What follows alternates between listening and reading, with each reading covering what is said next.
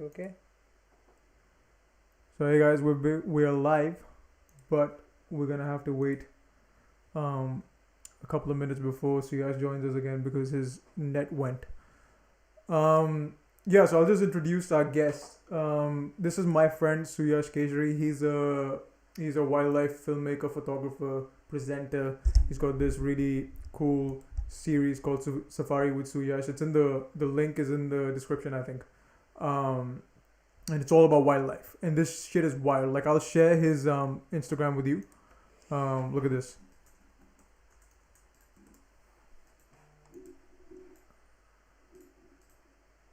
Hold on a sec.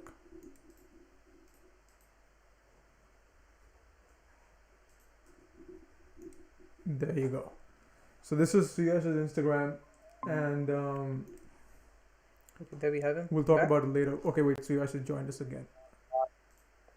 That happened. That's alright. That's alright. That's all This good. stuff happens. This happens all the time. Yeah. All right, we're live now again with Suyash. He's back.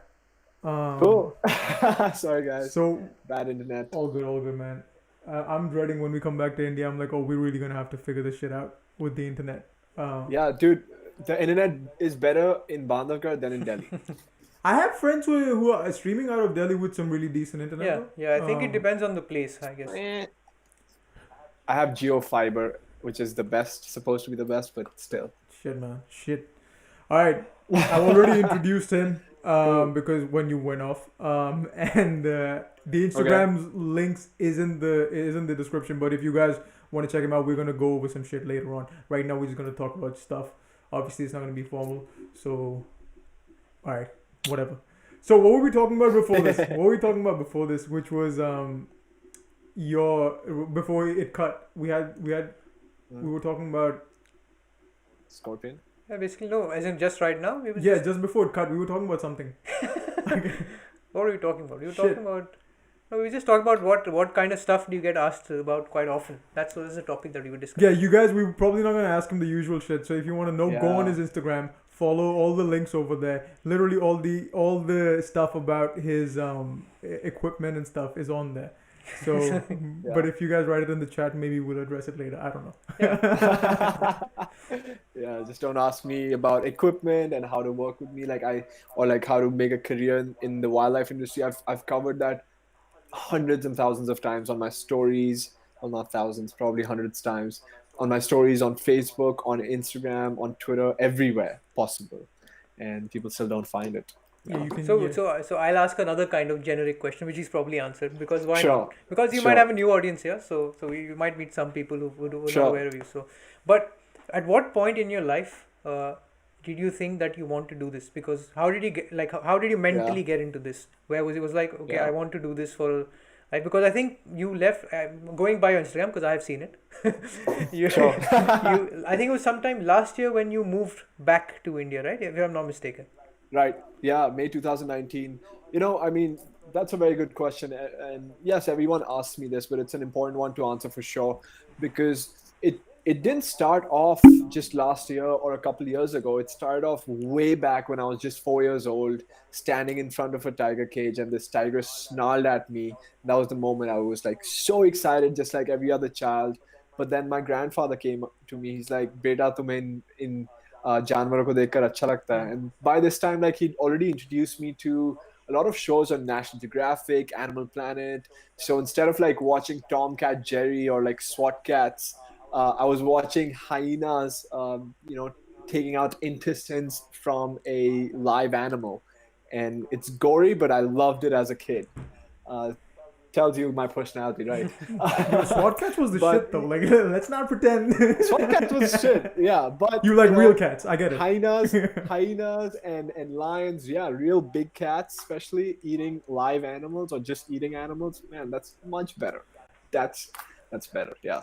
But yeah, so he said that these animals are not the same animals that you see in the wild. Especially, he was talking about that tiger specifically because he knew my love for tigers.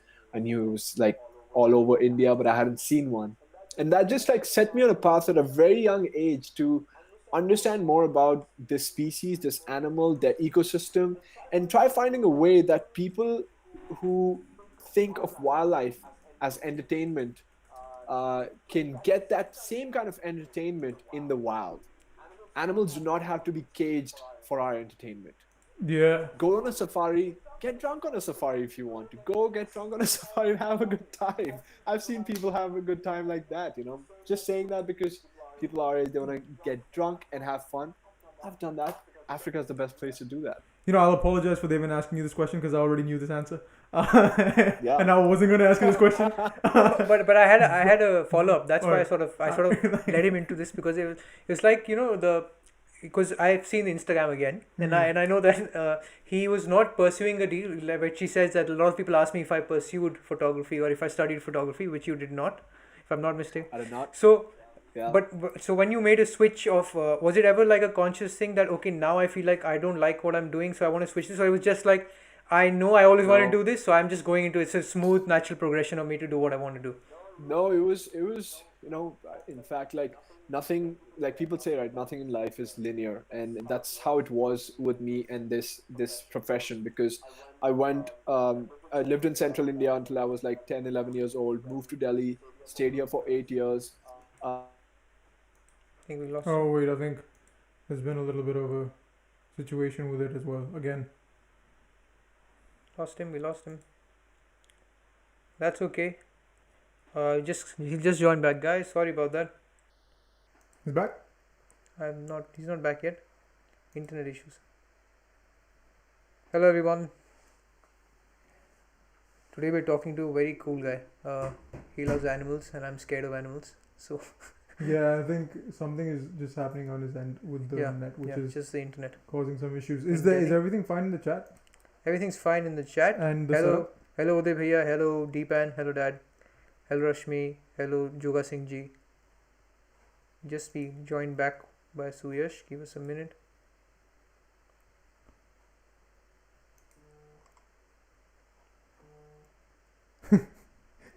He says fuck me and he's gonna join in soon. Okay, That's fine. there He's you go. he's back. There There you he go. is. I want to be eaten alive by a tiger. Just about that. That's fine, man. I'm sorry, guys. You guys can all feed me to the tigers, cut me up in nice pieces. But yeah, what I was saying is, you know, it wasn't linear. Like even when I was in Delhi, people just knew me as this guy who's really good at football, is a good goalkeeper, is athletic, and all that stuff. But nobody knew the side of me about connection with wildlife and passion for it, because nobody in our circle used to talk about stuff like that. People weren't even traveling back then at a young age. We all knew just about Delhi and maybe traveling a little bit with family. But really, I kept pursuing it in the background out of the love, out of the passion, out of just sheer um, quest to understand things. And then I went to college. Somewhere along the line, because of societal pressures of, you know, not following the passion, you know, it's a struggling field, and people telling me stuff, I let other people who don't even know me that well uh, basically chart out my future. And I gave it up, and I went to my second passion, which is actually political advocacy. And I went and did politics and international affairs with journalism and entrepreneurship, worked in Washington, D.C. as an international lobbyist, lobbying between India and US. And then I was just like, look, I like this job, but I don't love it. Something inside me is missing. Something is eating away. And that is, I love being out in the wild and connecting people with nature. And that's what I want to be doing. And I want to start now. Now is the time I can take the risk and maybe reap the benefits. If I fail, then fine. I learn from it and I get back to my old life. But that's So that like realization that probably came with doing it along the way, and obviously it wasn't linear. You probably got that. No, like that was you didn't like absolutely. like that's the one thing that I think we also have realized with music is and we're nowhere again. Like you are much further in what you're doing than we are, and I know we will be there. But it's just one thing we took some time to realize is this shit is like you have to fuck up enough times to know that what can work or what cannot work. I think we lost him again, but Oh shit. yeah, but I think what he said is quite true, because we did something similar with our music as well, where we pursued music purely because the timing of taking a risk is, it's easier to take a risk early on in your life, because even if you fail you have enough time to recover, whereas if you're 10 years into a career, 15 years into a career, it's not impossible, but it's definitely harder, right, to become more flexible when it comes with time. Unfortunately, there is some internet issues going on in Delhi right now, which is what Suyash is facing, but we'll have him back again. But it's Yeah, good. I'm just texting him. He's probably gonna. But in the meanwhile, guys, I request all of you to please, in the description, check out his Instagram. I mean, some of the stuff there is insane. He's been up close with all kinds of animals. He's handling snakes, lions, tigers. I mean, any animal that I'm afraid of is there. There you go. Look at this. I've got his Instagram on the screen right now. So look at this shit. There's some weird stuff. I'm gonna talk to him about this, but look, this is like right next to rhinos. This is insane. He's sitting right next to them. I would be shit scared. Look at this shit over here. I'll tell you. This, he's got a line over there where I'm circling. Oh, you can't see my cursor, but he's got a line right next to him, and you can see it in the third picture. Like that's barely like, I don't know, 100 yards or something like that. 1 meters, 100 yards. How much is the? I don't know what the difference is. You know, you can tell that I was not raised with fucking the American system. But that's the cool thing about all of his work, and it's honestly, you see it and it's ridiculous, like for someone like me and for someone like Devin. Yeah, I could never do this in my life. I could never just. I would not even feel comfortable doing it, and I also would.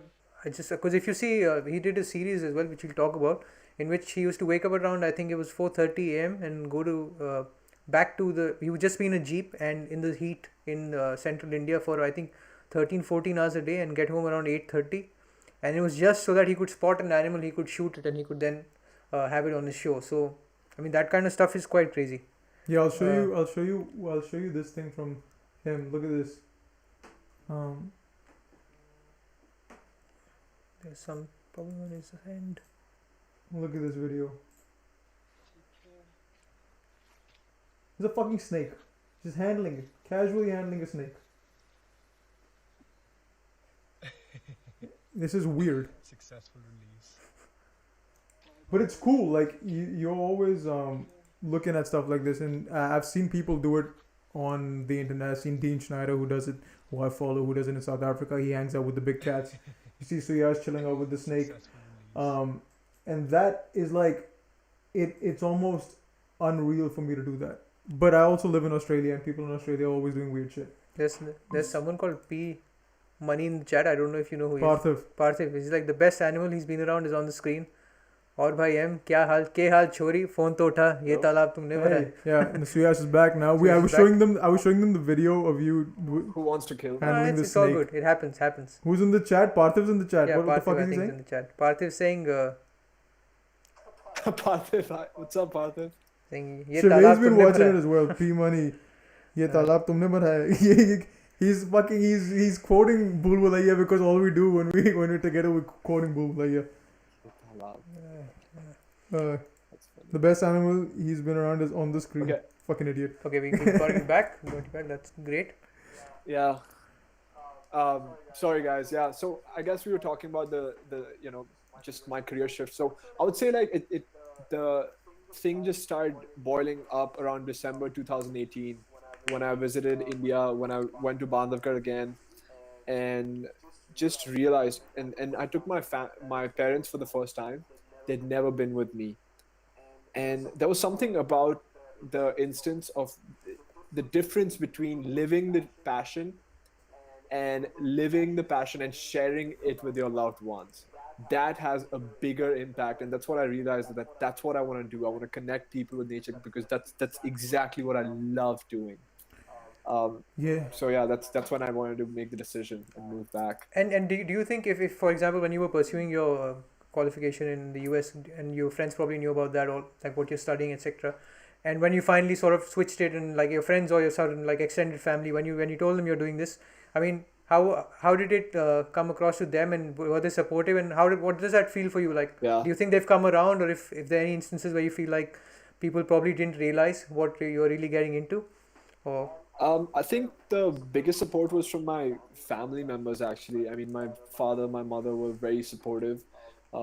So was my sister. they were only concerned with one thing. They said, look, if you're planning to quit a stable job, make sure you have a plan. They didn't want me to take the risk without having a plan. My close group of friends back in the US were supportive, and then two or three friends in India who were really close to me were supportive. But all the other people who I didn't know, or rather who I wasn't very close to, just the other social circle, they're like, "What the hell are you doing, dude?" Like I Yeah. used to come back, and we would meet people like, "Oh, dear Donna," like my first time with Dear Donna, he's like, "Yo, Suyash, bro, kya kar raha hai, bro?" And I was like, Dear "Yeah, Donna. dude, I'm a wildlife filmmaker." And then he's like, "What?" And I'm like, "Yeah, I'm a wildlife filmmaker, and I present in front of camera as well, for international organizations. I've been on Animal Planet, WWF International." He's like, "Oh, nice, nice, okay, sahi hai, bro, sahi hai." And they would walk away, and then I would ask them, "Dude, what do you do?" They're like, "Bro, dad ka business samalta hu." And I was like, "That's great. I mean, that's great. You do that." But the thing is, there was something about just the Delhi culture saying, you know, that the non-acceptance towards following someone's dream, which might not be in the business field or the set fields of being a doctor, lawyer, Engineer. businessman, or engineer, or something like that. Yeah. So, or even here, like, okay, if you open up, if you're an entrepreneur, then also the respect doesn't come through unless you're doing something in the field of like opening up a restaurant, opening up a bar, or like being in the tech sector. If you're starting up something which might be a niche market and people don't know about it, they don't want to believe in you, let alone give you respect.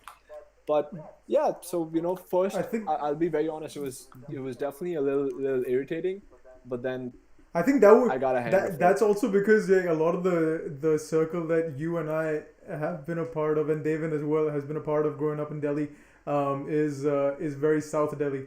So like Yeah. you can't escape that because you see. But yeah, I have to give credit to people who are there. Like I've got friends who are in that circle. Obviously, we both do. We have too many friends in common as well. Um, Yeah. who who have been very supportive with what we've done, with what I've done, in the Yeah. sense that whenever it comes to sharing whatever I make, or this, that, and the other, they'll do it like with love and send me messages, and I really love it because I'm like, yo, this is cool. Yeah. But I know exactly what you mean. Like somebody once came up to me and said, hey, I think they came up to me and said, oh Dhiren, so what's happening? And I and I said, well, yeah, just working on doing music and stuff. We're working on this and that. I was explaining to them. And he goes, still? And then he just looked at me Oh and my went, God, still? I'm dude. like, the fuck you mean still? Like, Yeah.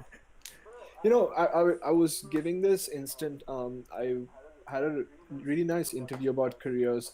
I said there are some things that family business style in the Delhi culture, Delhi Bombay, all the city culture, just Indian culture as well. The three types, okay?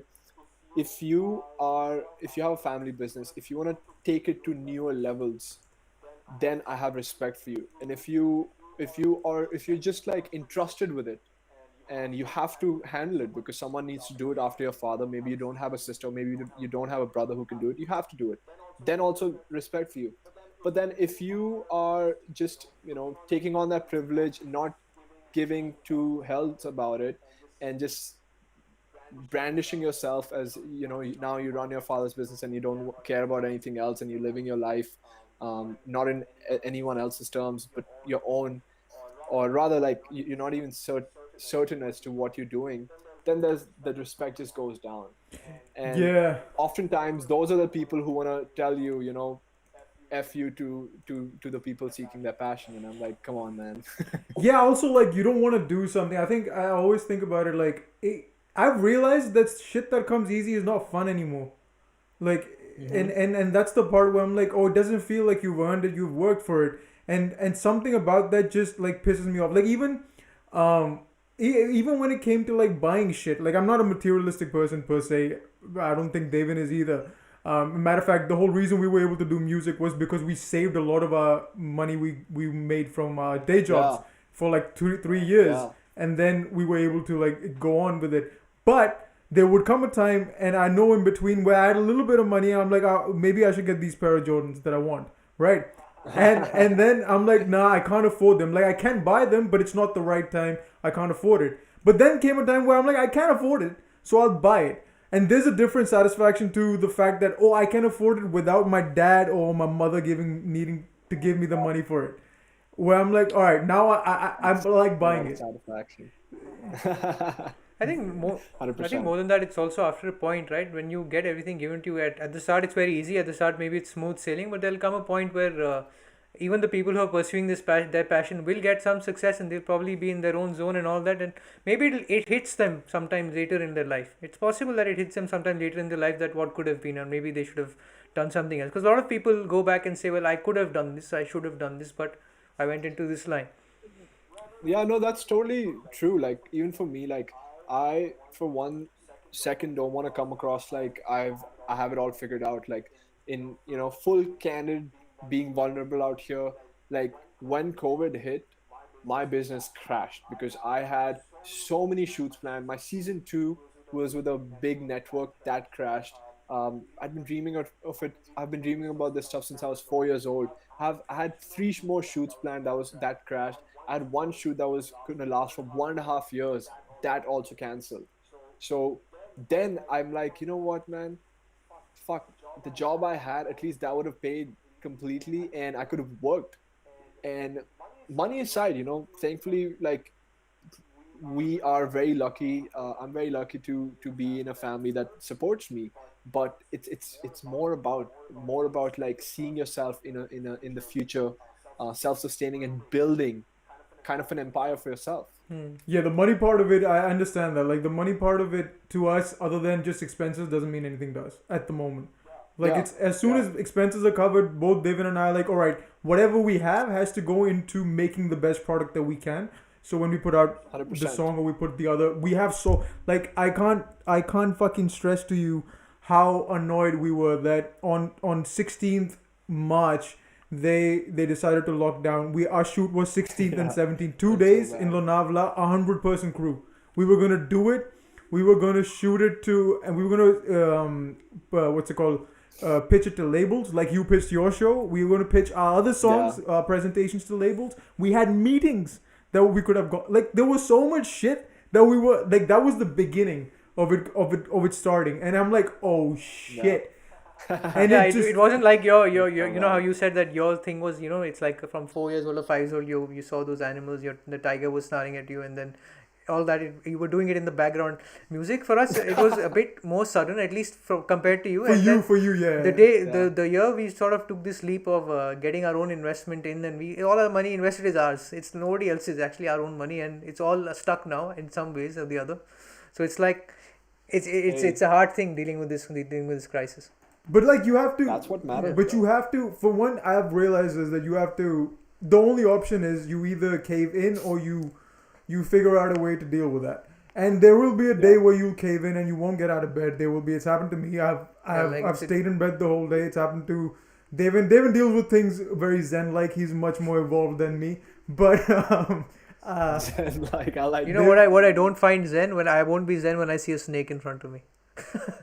I was gonna say, dude, that's what you have to do. You have to be completely like zen-like when you have a snake in hand. That's why I was like literally caressing it one level to other, letting it walk. That's what you gotta do. But it's yo, like, that zen shit goes out of the window when there's like a huntsman spider the size of my palm on the fucking wall. And we live in Australia. This shit happens all the time. We had uh, this big huntsman on the walls, and there's a video of us early. Like yeah, now, yeah, I'm I have not that. that afraid of spiders, Yeah, but early 2015, 20, I think 2016, where David and I are just trying to kill it, but we're trying to we're like Yeah, 5 feet, 6 feet away from it, trying to throw slippers at it because we're like we don't want to go anywhere near yeah. it. oh my god. But are you scared of any animal yourself that you've encountered and realized that there's nothing to be scared of it Yeah. about? Um, I'm actually really scared of you know, running into something in the dark or in the dark water. Because if I can see the animal, I can see the exact behavior and I know what to do.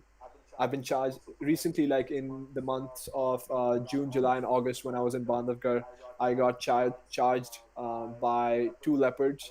I got charged by a tiger. The tiger came literally 5 meters from me. Big male tiger. We're talking 300 kilograms of brute muscle and strength. 5 meters away, not even five, 2 meters away. I could literally smell him, and he came running at me. if that would have happened at nighttime, I don't know what I would have done, because there's there's nothing that is like, set schedule in, or like set moves that you have to do when a tiger or something charges at you. So anything from a snake, spider, to a tiger, lion, leopard, I'm scared more at night if I can't see them. Yeah, but that being said, like I've also done a lot of tracking of lions in Africa during the nighttime. I was shit scared, but yeah, I got the hang of it. And yeah. That's just, I don't know. I want to call it stupid, but I have respect for it. I mean, My mom says yeah. that it's very stupid. My dad says that as It was well. like, Like, I want to call it if you know stupid. they're scary, and if you know that the risk is great at night, don't go out at night when you do. Yeah. Don't shoot your shit. Yeah. I was reading your post, and where I think it was your first season of the show that you were shooting, and you would get up at 4:30, I think it was, and Yeah, and you yeah, 4:30 a.m. every day for 2 months, and then we would sleep at like, it depends, 8 or 9. But Africa was much more difficult because in India you have set times that you can film at, and you're not allowed to film before or after. In Africa, there's no set time. So for what was most difficult was literally the working conditions in South Africa. I would wake up at 3:45 so that we could catch the big cats before the sun rises, because that's when they're hunting, and we would film all the way until midnight. And in the afternoons, the temperatures would be 45 degrees Celsius. In the mornings, it'll be 1 or 2 degrees Celsius. I also got by a tick, so I got tick bite fever, Oh shit. and I was filming and presenting in front of camera through that. That reminds me, I'm more scared of ticks than anything else. Ticks. Yeah. Yeah, I Yeah, haven't. I got tick bite fever. Tick bite fever is like dengue times 10. Oh shit, I haven't had dengue, but yeah, I can imagine that would be I terrible. have a chikungunya. Devin and has- if it's, Devin's if, had if, if chikungunya, it's so he worse can than that, probably then imagine it. I don't want it because Um, chikungunya was quite bad itself. So, that is, yeah, that. but how did that series work? So what? So when because I of course you may have answered this before, but when it comes to that Sure. shooting that for series, so what exactly were you trying to capture in those working hours? Yeah. Like what was the objective of it? Just for the people who've not seen it. Yeah. Right, Yeah. absolutely. For season one, before it all began, there was no season one. There was no the concept. There was no safari with Suyash. There was no WWF International. It was just me. Only one goal. I was like, look, I need to do three things. Number one, try to find a way to make that dream into a reality of having my own TV series or a web series. Number one. Number two, I want to be in front of camera and behind it. My whole thing was people from across the world come into India, present on Indian wildlife, film Indian wildlife. Why can't an Indian do it? A lot of Indians are behind the camera doing the wildlife work, but there are only a few individuals doing the presenting. So I wanted to connect to our audience in my own manner, and also the international audience together. And the third thing was I wanted to find a way to immerse people into one location. And the way to do that was taking them on a virtual safari experience. And I picked Bandhavgarh because I've worked there for so long. I know not all of the tigers. There are 124, but I know approximately 85 individuals since they were cubs. And I know them really, really well. I know the people well. I can speak the local tongue. So the entire goal was to just get the viewer to connect with the place, and thereby start loving it, and thereby see that those places are very important and very fragile. That's why you kept the accent, right? So you can connect to both the places.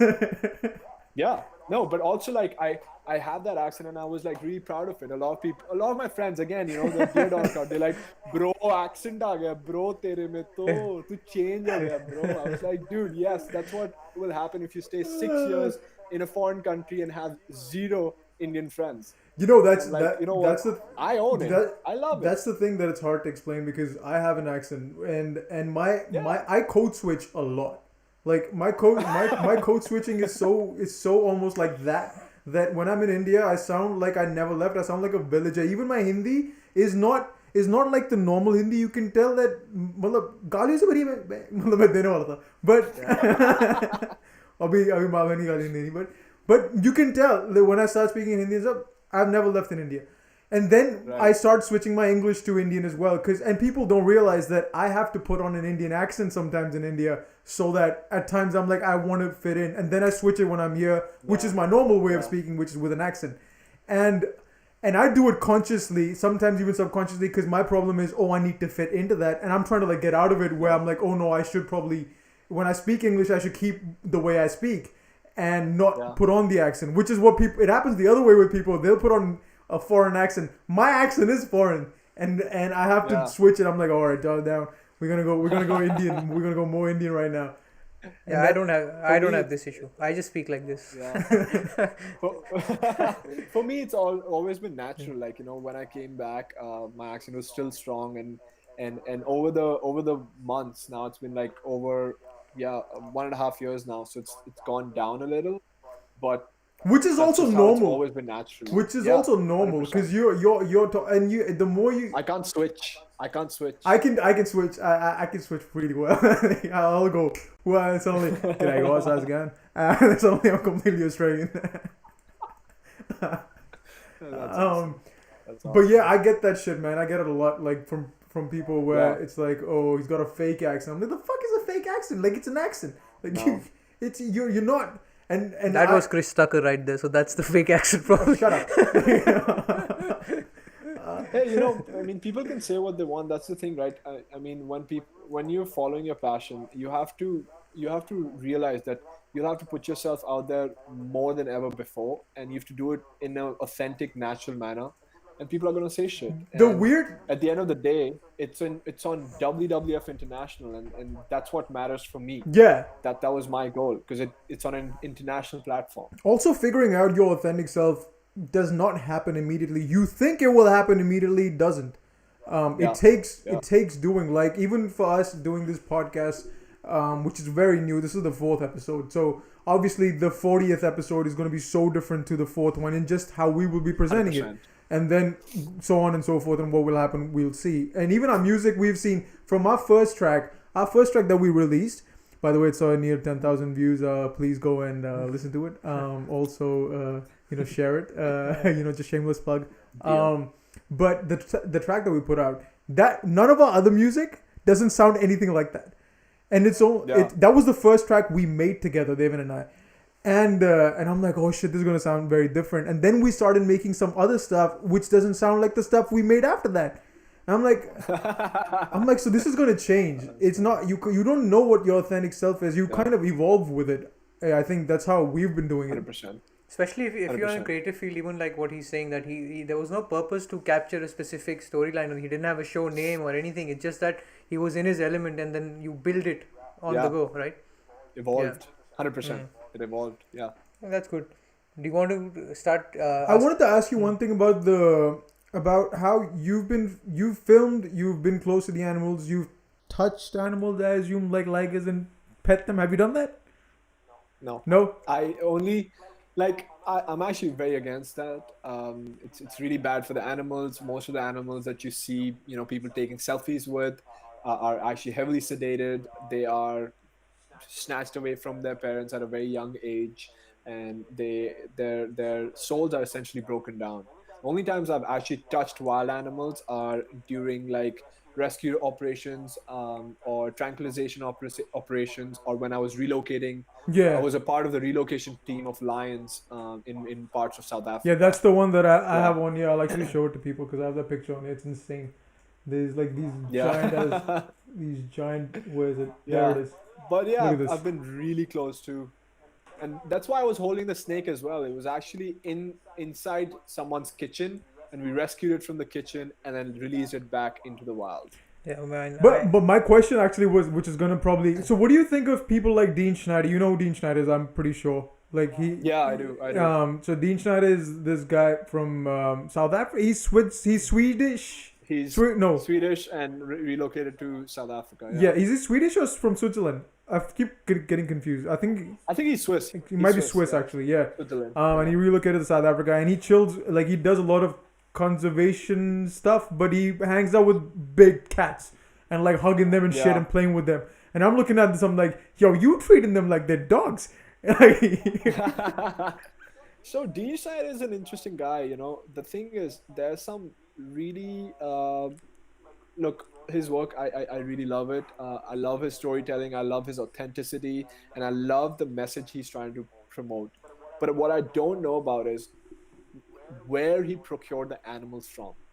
There's a difference between if he had procured them from a breeding farm and then released them into a enclosure, because then that's just a zoo, versus if he found them at a circus or at a rescued them from pet owners who were treating them bad and then rehabilitated them into a sanctuary.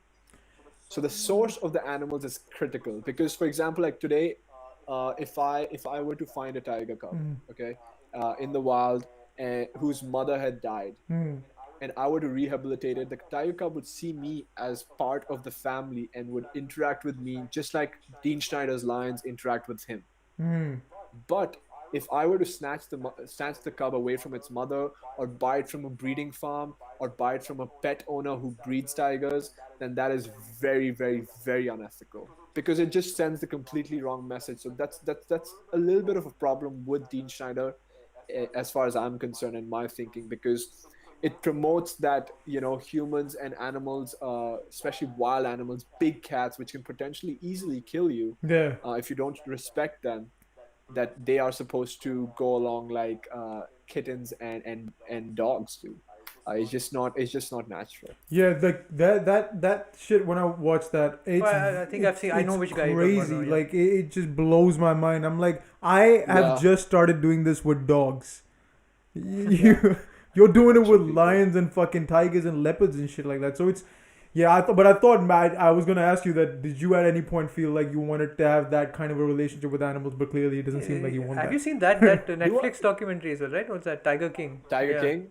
Yeah. I wanted to shoot myself after watching that. I was so angry. I was so angry. I was so pissed off. That just represents not only everything wrong with the society, but everything wrong with, like, Capitalism to yeah, everything wrong some with, level, yeah. like that shit is Yeah. that. Not that I am against capitalism. I'm going to music. I want to make a lot of money. Look, I'm not against it. Like I would say any capitalism, others, I think any it's other just system society. doesn't work. So I'm all for it. But Yeah. I'm just talking about the negatives of it. Also, like Tiger King was insane because We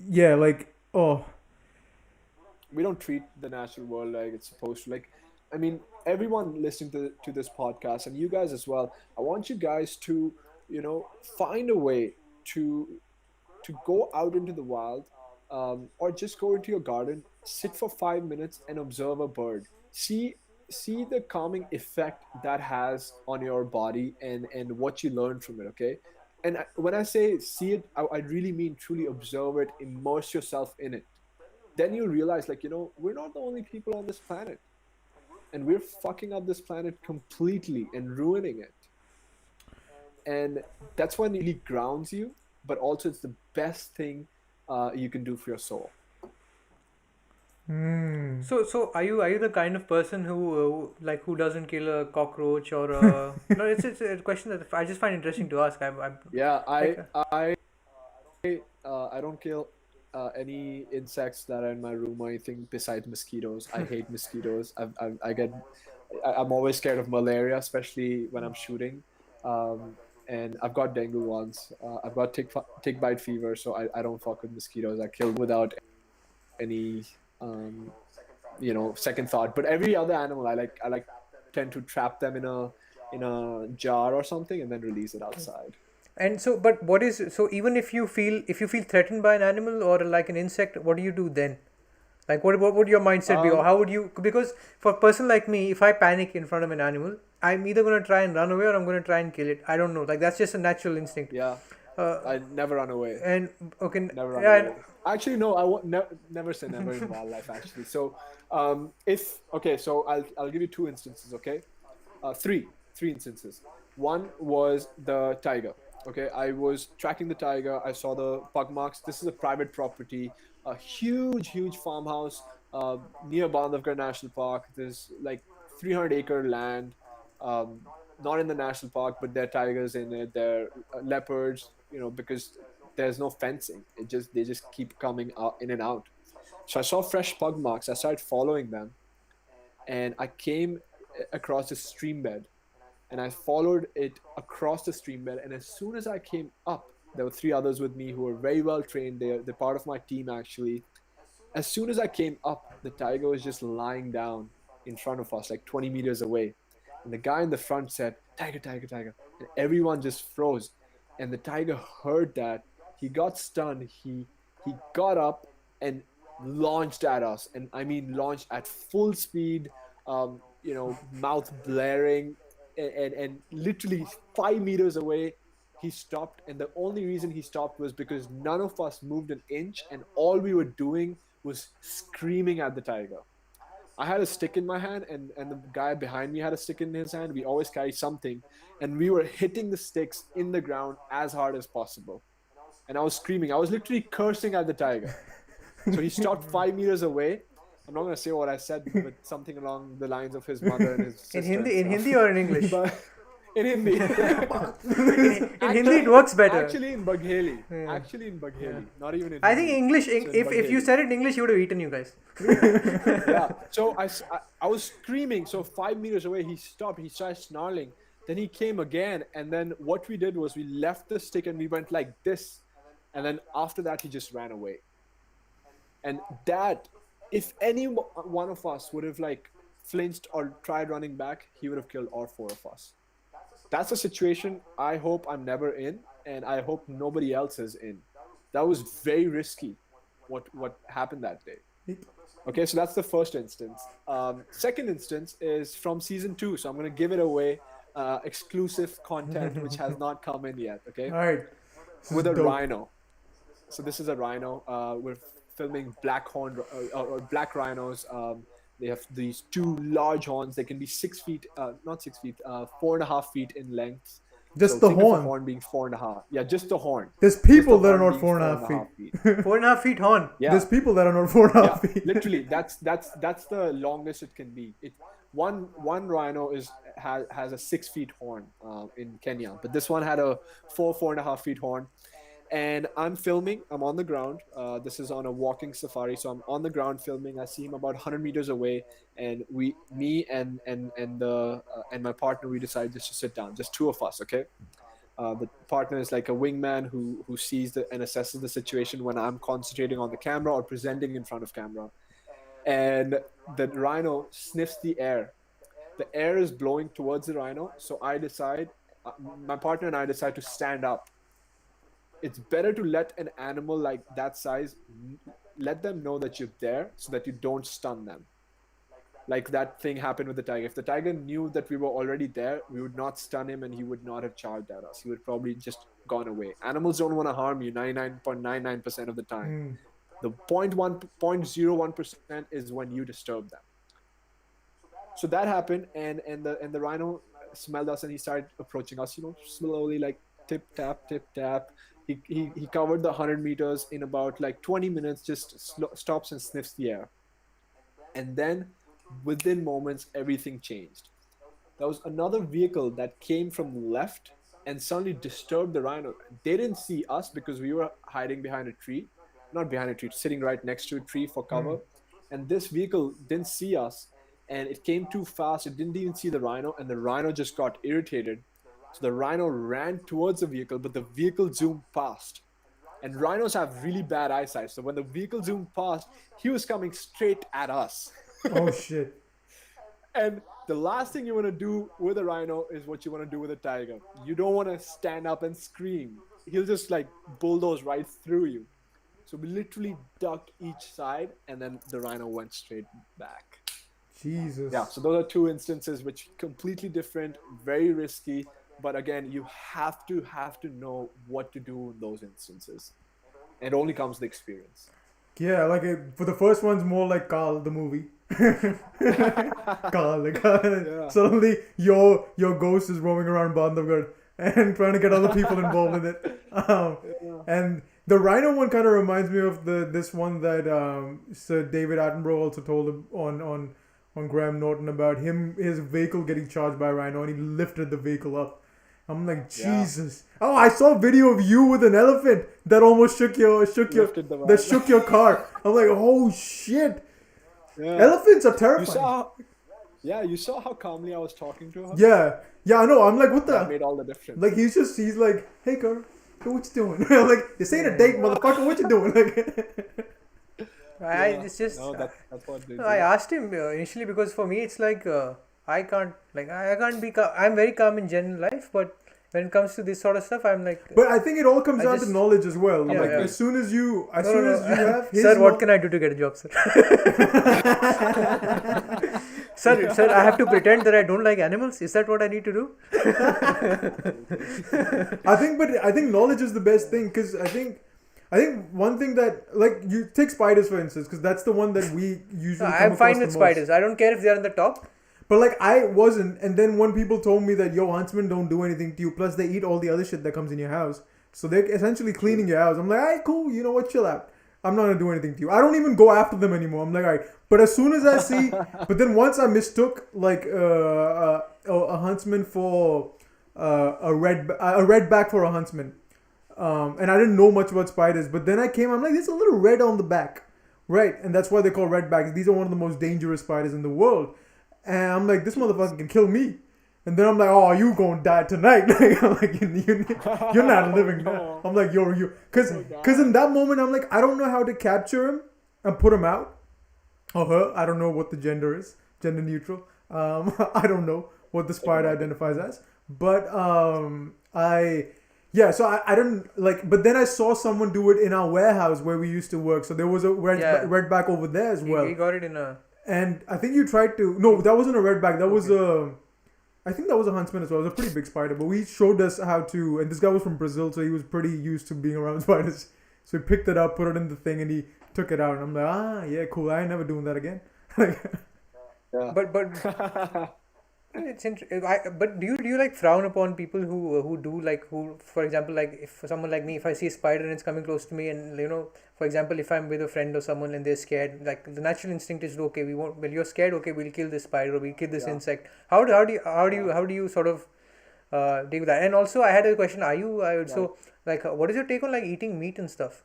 Isn't that's also Okay. Cool. So first question. because I saw it in No, that's fair, I that's saw fair. something in the chat, but I was like, okay, yeah, well, you're hanging out with animals, so what is your take on eating meat? Because Yeah, Derayne and sure. I are non-vegetarians as well, so you probably might hate us at the end. I don't know. No, that's fair. 100%. So, I don't frown upon it because, see, like for me, talking about wildlife and conservation, I have to find a way to do it with kindness. Most of the times, if there's a bee in the room, it's going to send people screaming out. That's just a natural instinct, and I have to respect people's instinct. A lot of people have true phobias of spiders, of different animals or insects or even birds and reptiles, right? So I have to be mindful of that. If I tell someone that, oh man, you suck, you killed a spider, how dare you, like, I'm never going to win their heart. yeah. But if I can get them to just be like, look, let me try showing you how to do it, okay? You don't have to do it, but let me show you that they're not as harmful. Let me show you that a tiger doesn't want to kill you. Come on a safari with me. Stuff like that, right? That one's going to be a tough one to If sell. it's actually very easy. It's very easy. Yeah. So I have to find a way to do it with kindness. A lot of people, if they are trying to work on a social issue, like when people are talking about what's a hot social issue right now, any social issue. Yeah. I'm not gonna pick Yeah. one. Okay. Pick it. We If, can talk about it. No, we don't want to talk about social issues. But if we talk about any social issue, a lot of people, what they get wrong, in my mind, is they try hammering it down someone else's head who doesn't believe in XYZ. Yeah. But if you do it with love, if you try saying, look, I know that you believe X, you don't believe in XYZ. But let me tell you the other argument. If you have a conversation about it, if you do it with love, much more can be achieved. I think that the Most of the time, yeah, go ahead. people hate each other otherwise. Like that's what I was saying. Like, you have this thing where I feel like a lot of the phobias have developed because of the way those animals have been shown in movies and whatnot. Like, it has to be. Why the fuck are we afraid of spiders? It has to have something to do with the fact that we've seen them do creepy shit throughout the years in every movie that we've possibly seen. Any scary movie, any. But hey, there's also Spider-Man, so Oh, shut the fuck up. Like, yeah, that's the other thing. You go the other way. You're like, oh, it's gonna give me give me some superpowers, which I actually believed at one point in my life. Not too. gonna lie. And and so you have this version where you're showing them as these animals that are fucking crazy, or they're just out to get you. And then I think at that point you almost develop those fears. It's the same as politics. What he's talking about, everyone wants to believe what they believe because they only see the stuff that enforces their beliefs. So normally people look for confirmation, they don't look for information. So you're just looking online and you follow Fox, like in America you're following Fox News if you're right, you're following CNN and all the other ones if you're left. In India you're doing Republic or you're doing these other ones. I think we lost I him. think we've lost Suyash again. Suyash didn't like the news arguments. I don't think he's an Arnab Goswami fan. No, we'll get him back again. But yeah, anyone, if they want to ask anything to Suyash in the chat, he did tell us that a lot of questions that he's asked generally. So if I see any question like that, I might not ask it. But if anyone has anything that they might want to ask Suyash and get an opinion on, like I saw your question, Deepa, and I will get an answer on meat consumption. Who's in the chat right now? Is Partha still in the chat? Parthiv left. I think he retracted some of his messages because he may have thought that later they were inappropriate. I'm not sure. Partha, you can say whatever you want, man. Where's Shivain? Shivain was watching the chat and Ishan's in the chat. Uday no, is in the Shivain chat. was Uday. watching the thing. He texted me, but I don't think he came into the chat. Okay, I think Suyash is back. We got two Suyashes though, so we'll just remove one. Yeah, why do we have two Suyash? Yeah, now it's fine. No, it's one. It's fine. Okay, We we had have you like back. One only. Yeah, we had like two of you showing up on the One screen. only. It's all good. It's all good. It's fine. By now we've come used to it. Like it's like now I understand how you have to deal with the animals as well. It just happens a few times and you get used to it. It's the same way this Yeah. internet's going. I'm like, okay, by the third time 100%. he'll be back, guys, in 2 minutes. But that's the thing, like No, literally, you know. go ahead. You've heard about Solo, right? Like this one time, like I know her since she was 4 months old. Like I know her so well that sometimes it feels like I can reach out my hand and pet her. But I know for a fact if I try doing that, she'll probably bite my hand off or run away. Yeah, Solo is the tiger, So by I'm the not way. gonna do Is that. a tiger that Yeah, Suyash. Solo is the tigress. Yeah, I've known her Tigress. since she was 4 months old. She's about nine years old now, and yeah. So sometimes like she would come close to my vehicle, and sniff the vehicle from like 3 meters away, and then snarl at us. And I'd be like, "Hey, stop snarling! I know I smell, but it's okay. Like you gotta play it in a way that it's actually fun." It'd be funny if she Something came up. like that because it has to. The cartoon should be she comes up to you and hands you like a David off or something. Yo, just take this. Yeah, that'd be fun. just walks away. Yeah, just like make some kind of a stupid joke, mindless joke. Like that's how you make it fun, and that's how you make it like. That's basically my relationship with the animals. Yeah, I mean, and that's fascinating. When you say like, I would love to go and do. Actually, I'm actually interested. David probably not, but like, I'm just scared. I mean, if I have to sleep in a tent and shit, and I know that there's like spiders and You insects. don't have to sleep in tent. Okay, that's fair. But I just have this fear. Amazing 5-star hotel that you can stay at. I just have this fear that there's an animal outside and I don't know what to do when it comes near me. And I'm my body type is of an uncle. Like I'm slow. I have a back problem with my posture. If I run fast. You'll be really good then. You can't run. You can literally not outrun any That's the animal. thing. I can't outrun That's the it. but that's the thing. He just has to run faster than somebody else. No, no, that won't help either. Oh yeah, she can. Because if you're running away, Yeah. like they're gonna kill all of you. Oh yeah, they're not killing just one. It's like, yo, all of you gonna die. Well, there's before forward, there's one question that I don't mind asking. He says, how do you balance filming wildlife to document it versus invading the habitat and potentially damaging it or scaring them? How do you sort of? Yeah, That's not a great question. Who's asking? Ishan, he's a friend of mine. He's asked you that question, so. Ishan. Okay. Hey Ishan, great question, man. So there's a fine line between like making sure you get the shot and not disturbing animals. So for any of the big cats or any of the animals that are shy, we try making sure that we're parked about 15 to 20 meters away when we spot them, and then we let them approach us. All cats are curious. That's why it's called curiosity got the cat, or curiosity killed the cat. But we're not there to kill them. But anyway, so usually big cats they get so relaxed around vehicles that they just come out, hang out near the vehicles, or just chill. And at times with animals such as rhinos, with elephants, especially elephants that have babies, we tend to stop 40, 50 meters away.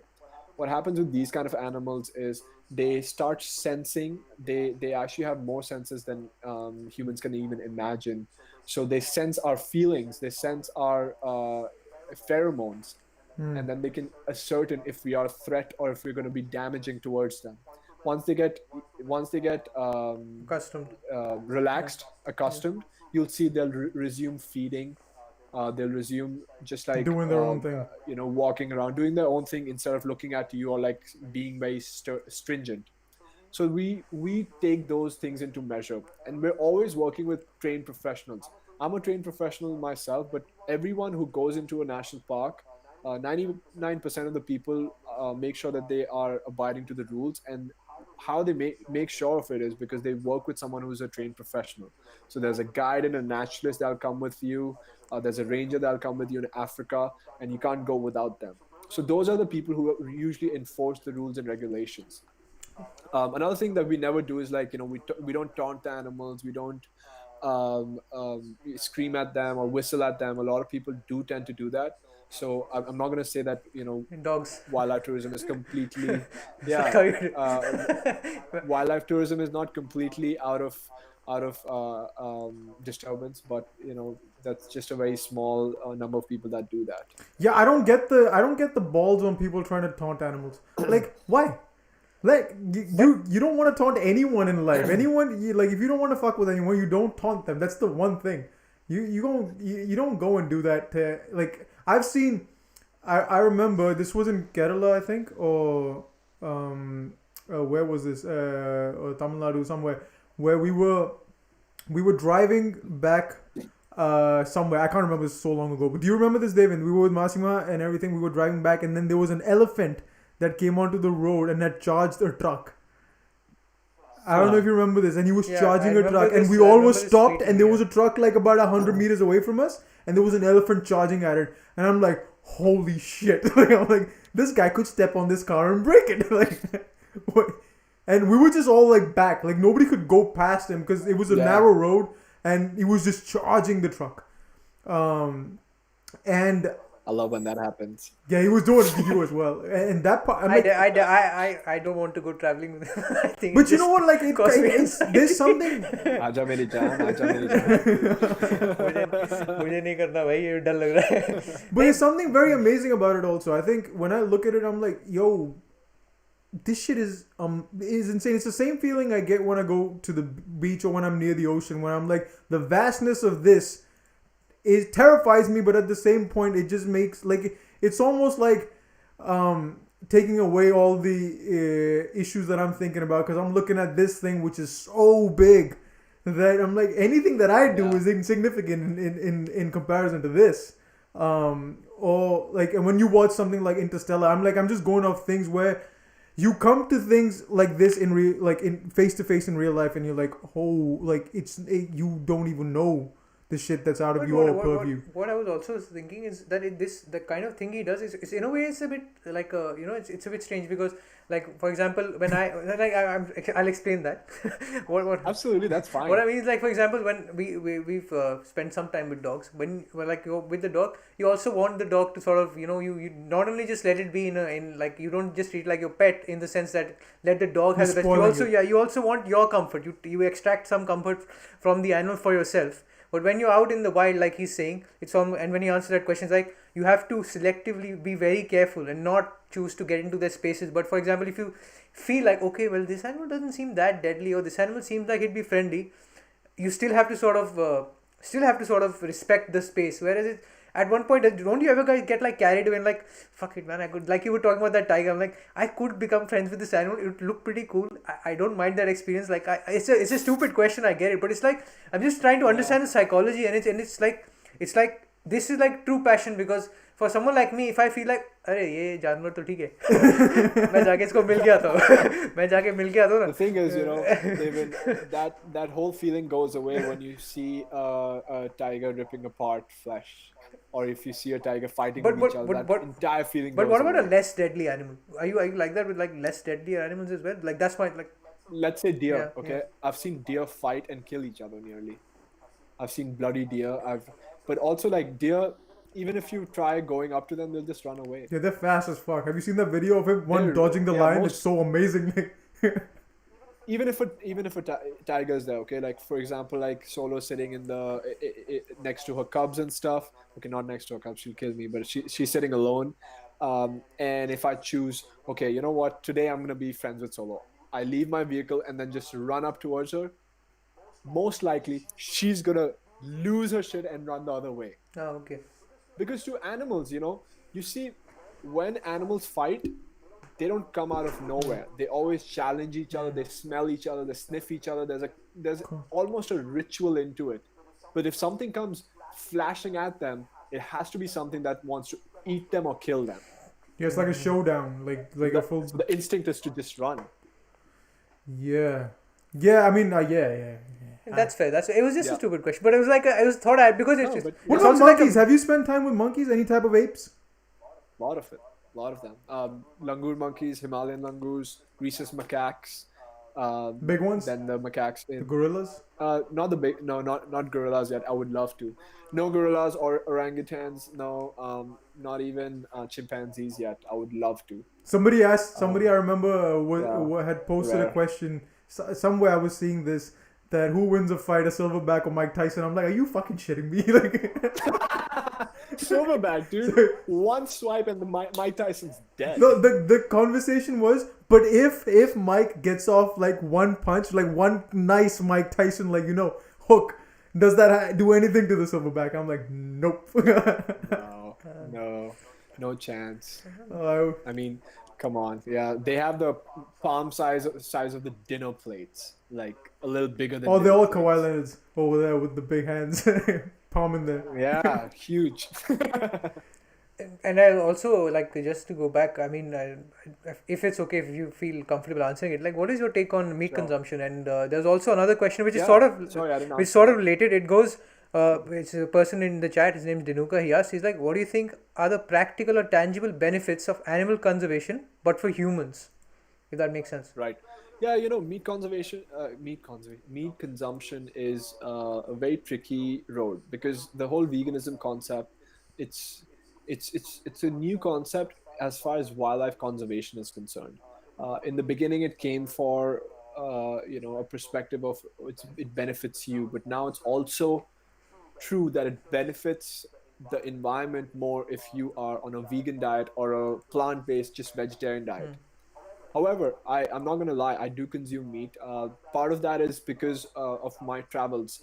If I'm in the middle of Africa, you don't get vegetables there. Sometimes all you have is to eat rice and some pork. Like, that's all you get. So sometimes it has to be through the necessity. I've tried to reduce the consumption of meat over the past few years. Definitely not where I could be, and it's also because of sometimes the lack of access to wholesome, nutritious vegetarian food while traveling. So those are some of the issues, but again, those aren't really Also being vegan. excuses. Yeah, also being But do you vegan. think they can coexist or not? Like, do you think Sorry. eating meat is like, sorry, I cut you, but Go. do you think eating meat can Yeah. like people who eat meat can coexist while also caring for animals? Like, Yes. it's a Yes. yeah. Yes. So okay, there is a concept in Africa. Okay, they farm animals. They farm wild animals and they consume wild animals. But what they do is they consume all parts of the animals. So let's say today that the industry is banned. Okay, let's say in South America they're saying, okay, all of Amazon is being cut off because cows are running everywhere, and we need more space for cows. So today we're going to ban eating beef, and we're going to ban eating meat there. So what are the farmers going to do? They're going to lose their jobs, and what some farmers are going to do is they're going to kill all the cows, and then use that same land to plant palm oil, to plant other vegetables or products, or maybe log the entire area in gaining profits. So the thing is, as I was saying earlier, right? Anything in wildlife conservation, it cannot be so uh, um, radical. It has to start with steps. So you can't get everyone to turn vegan right now, although that might help the environment. You can't get that to happen. What you have to do is have a progressive approach. If someone eats meat, then try eating meat that it consumes less land. If you're a beef eater, try moving to chicken. If you eat fish, I actually don't eat fish at all. I don't eat sea products at all because I know how much fisheries are suffering, how much the ocean is suffering. I don't eat any ocean produce. But yes, I do consume chicken. That's mostly all of the meat I consume. I consume eggs. It's a good source of protein.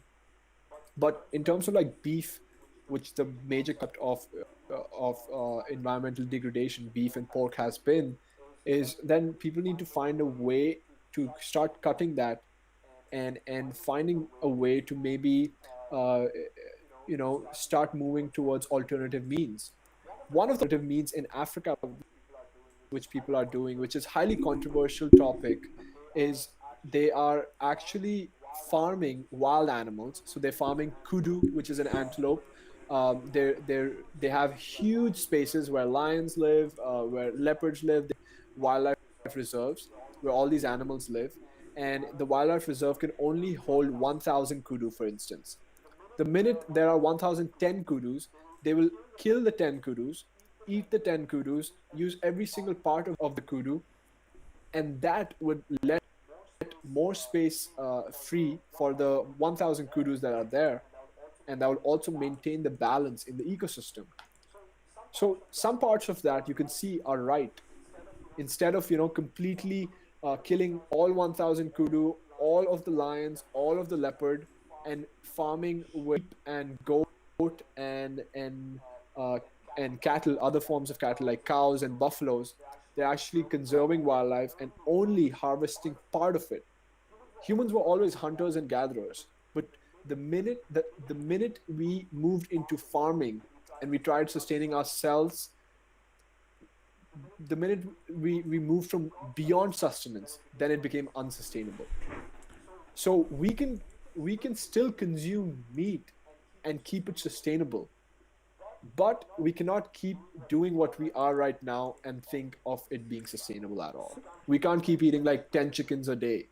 Yeah, Yeah, because that's almost, and the problem, I guess, when it comes to people wanting, like, making that switch would be on the issue would be on the corporate level, because Corporate politics, religion, social means, money, so much. yeah, because just For example, if you do it the way you're doing it, I can just imagine the prices of these meats go skyrocketing up, because yeah, because they're just gonna, then you, like, people, normal people won't be, even maybe people like us also might have to think twice before we have chicken for dinner tonight or something. Like, I don't know how big right. the yeah, I thing is, really but enjoy my chicken. now you have I was a bit worried. but you have, like, because I get it, like, you have someone like Joe Rogan who talks about how he decided to become a hunter because he said, like, yo, I don't like the way they farm animals, so either I go Yeah, vegetarian or vegan, or I hunt the food that I eat. um and so he tried vegetarian, vegan, I think, and he didn't work for him. So he then became a hunter, and then he goes out to hunt elk, and he loves elk meat, and he talks right. about elk meat and how it's Yeah, amazing. And he's like, the protein that you get from that, it just feels different because this is a proper wild animal that you've gone, you've 100%. killed, you've done the work, you bring it Yeah, back, you do all this shit, and then you clean it up, you cut it, and he's like, there's a whole process to this. And it's a strange I've concept when you been think about it. You're like, oh, I you're mean, for conservation, you are becoming a hunter, but actually it does work. yeah. So that's what I'm saying is, we people who support veganism and people who support hunting. Okay, they're two sides Same of coin. an argument. Not same Huh. coin, but completely two sides of an argument. And the thing is, hunters don't want to talk to vegans, and vegans don't want to talk to hunters. And there are all these people in the middle that these two people at the end are trying to drag into one or the other core. It's like And Democrats versus Republicans, yeah, Republicans, yeah. Congress versus BJP. The thing is, nobody wants to have a conversation and see what can be borrowed from each lifestyle to make a better, more sustainable future. It's the same as the Because Yeah, go ahead. Right. Lot of Let's rigidity. say someone lives in let's say someone lives in the Sahara desert, or here in India in the Thar desert, and they don't have access to vegetables, but they have access to the sheep and goat which they harvest and kill and eat them. To get them a pound of lettuce, or to get them a pound of, say, okra, it would waste much more fuel and be more degrading to the environment than it would be for the shepherd to kill the sheep and eat it himself. Do you get my point? Yeah. It's a lifestyle I guess as well. it depends on where you are. Yeah. A lot of One blanket policy will not help everybody. well, it's almost the same thing as the. I mean, I don't know if we shouldn't get into this, but I don't know. We can talk about it. I don't care. But it's almost the. I feel like this is very similar to also, like you said, Republicans, Democrats, but also abortion, anti-abortion. I don't think you will be able to at any point in time have either or completely, because there'll be someone who will always be, oh, this shit does not work. It's a good analogy. I mean, the subject's different, so maybe because like the two where not that like it's they're two such opposites of people who strongly believe in this and then they strongly believe in that. You know, practically, if you had to go about it practically and trying to make a law that kind of pleases both people, it won't be either anti it's or tough for. when both the extreme sides are very rigid, then it's tough to meet in the middle, right? That's the 100%. do you want to ask something? Because there's also another interesting question in the chat that I could. The one that I wanted to ask was Uday Bhaiya had asked one earlier, which was a quick question, I think, but he had asked about the top national parks outside India and South Africa that you might want to go to. Maybe Europe and stuff, because he's in England. India and South Africa. If you know any, you probably do. If I was in England, I would try. I would try exploring as much as I can in Scotland. I would go and fly to Norway, Iceland, Sweden. I would fly to Canada. I would fly to Europe and see the European wilderness, because a lot of it is empty, but a lot of it is untouched as well. But my favorite destinations beyond Africa and India that I would love to visit, beyond South Africa and India that I would love to visit, would definitely have to be places in South America, places in Australia actually. Yeah, Australia's quite rich. Yeah. One of the best locations that I have visited is Costa Rica. It is absolutely amazing. It's one of the only countries in the world to have reversed the process of environmental degradation more than 55%. Oh shit! And it is amazing. It is amazing.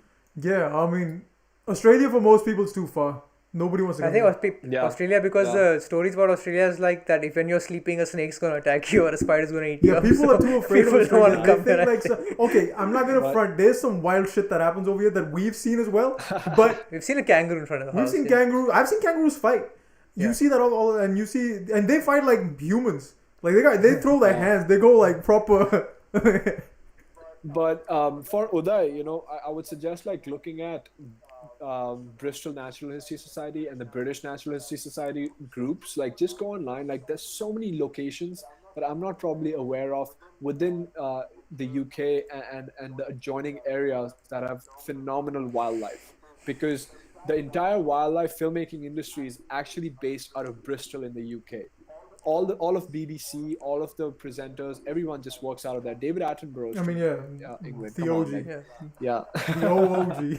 He's not just the OG, he's the OOG. Like he. Seriously, dude. But one question, like I don't know if I should ask this one first or the one in the chat, but I'll ask it.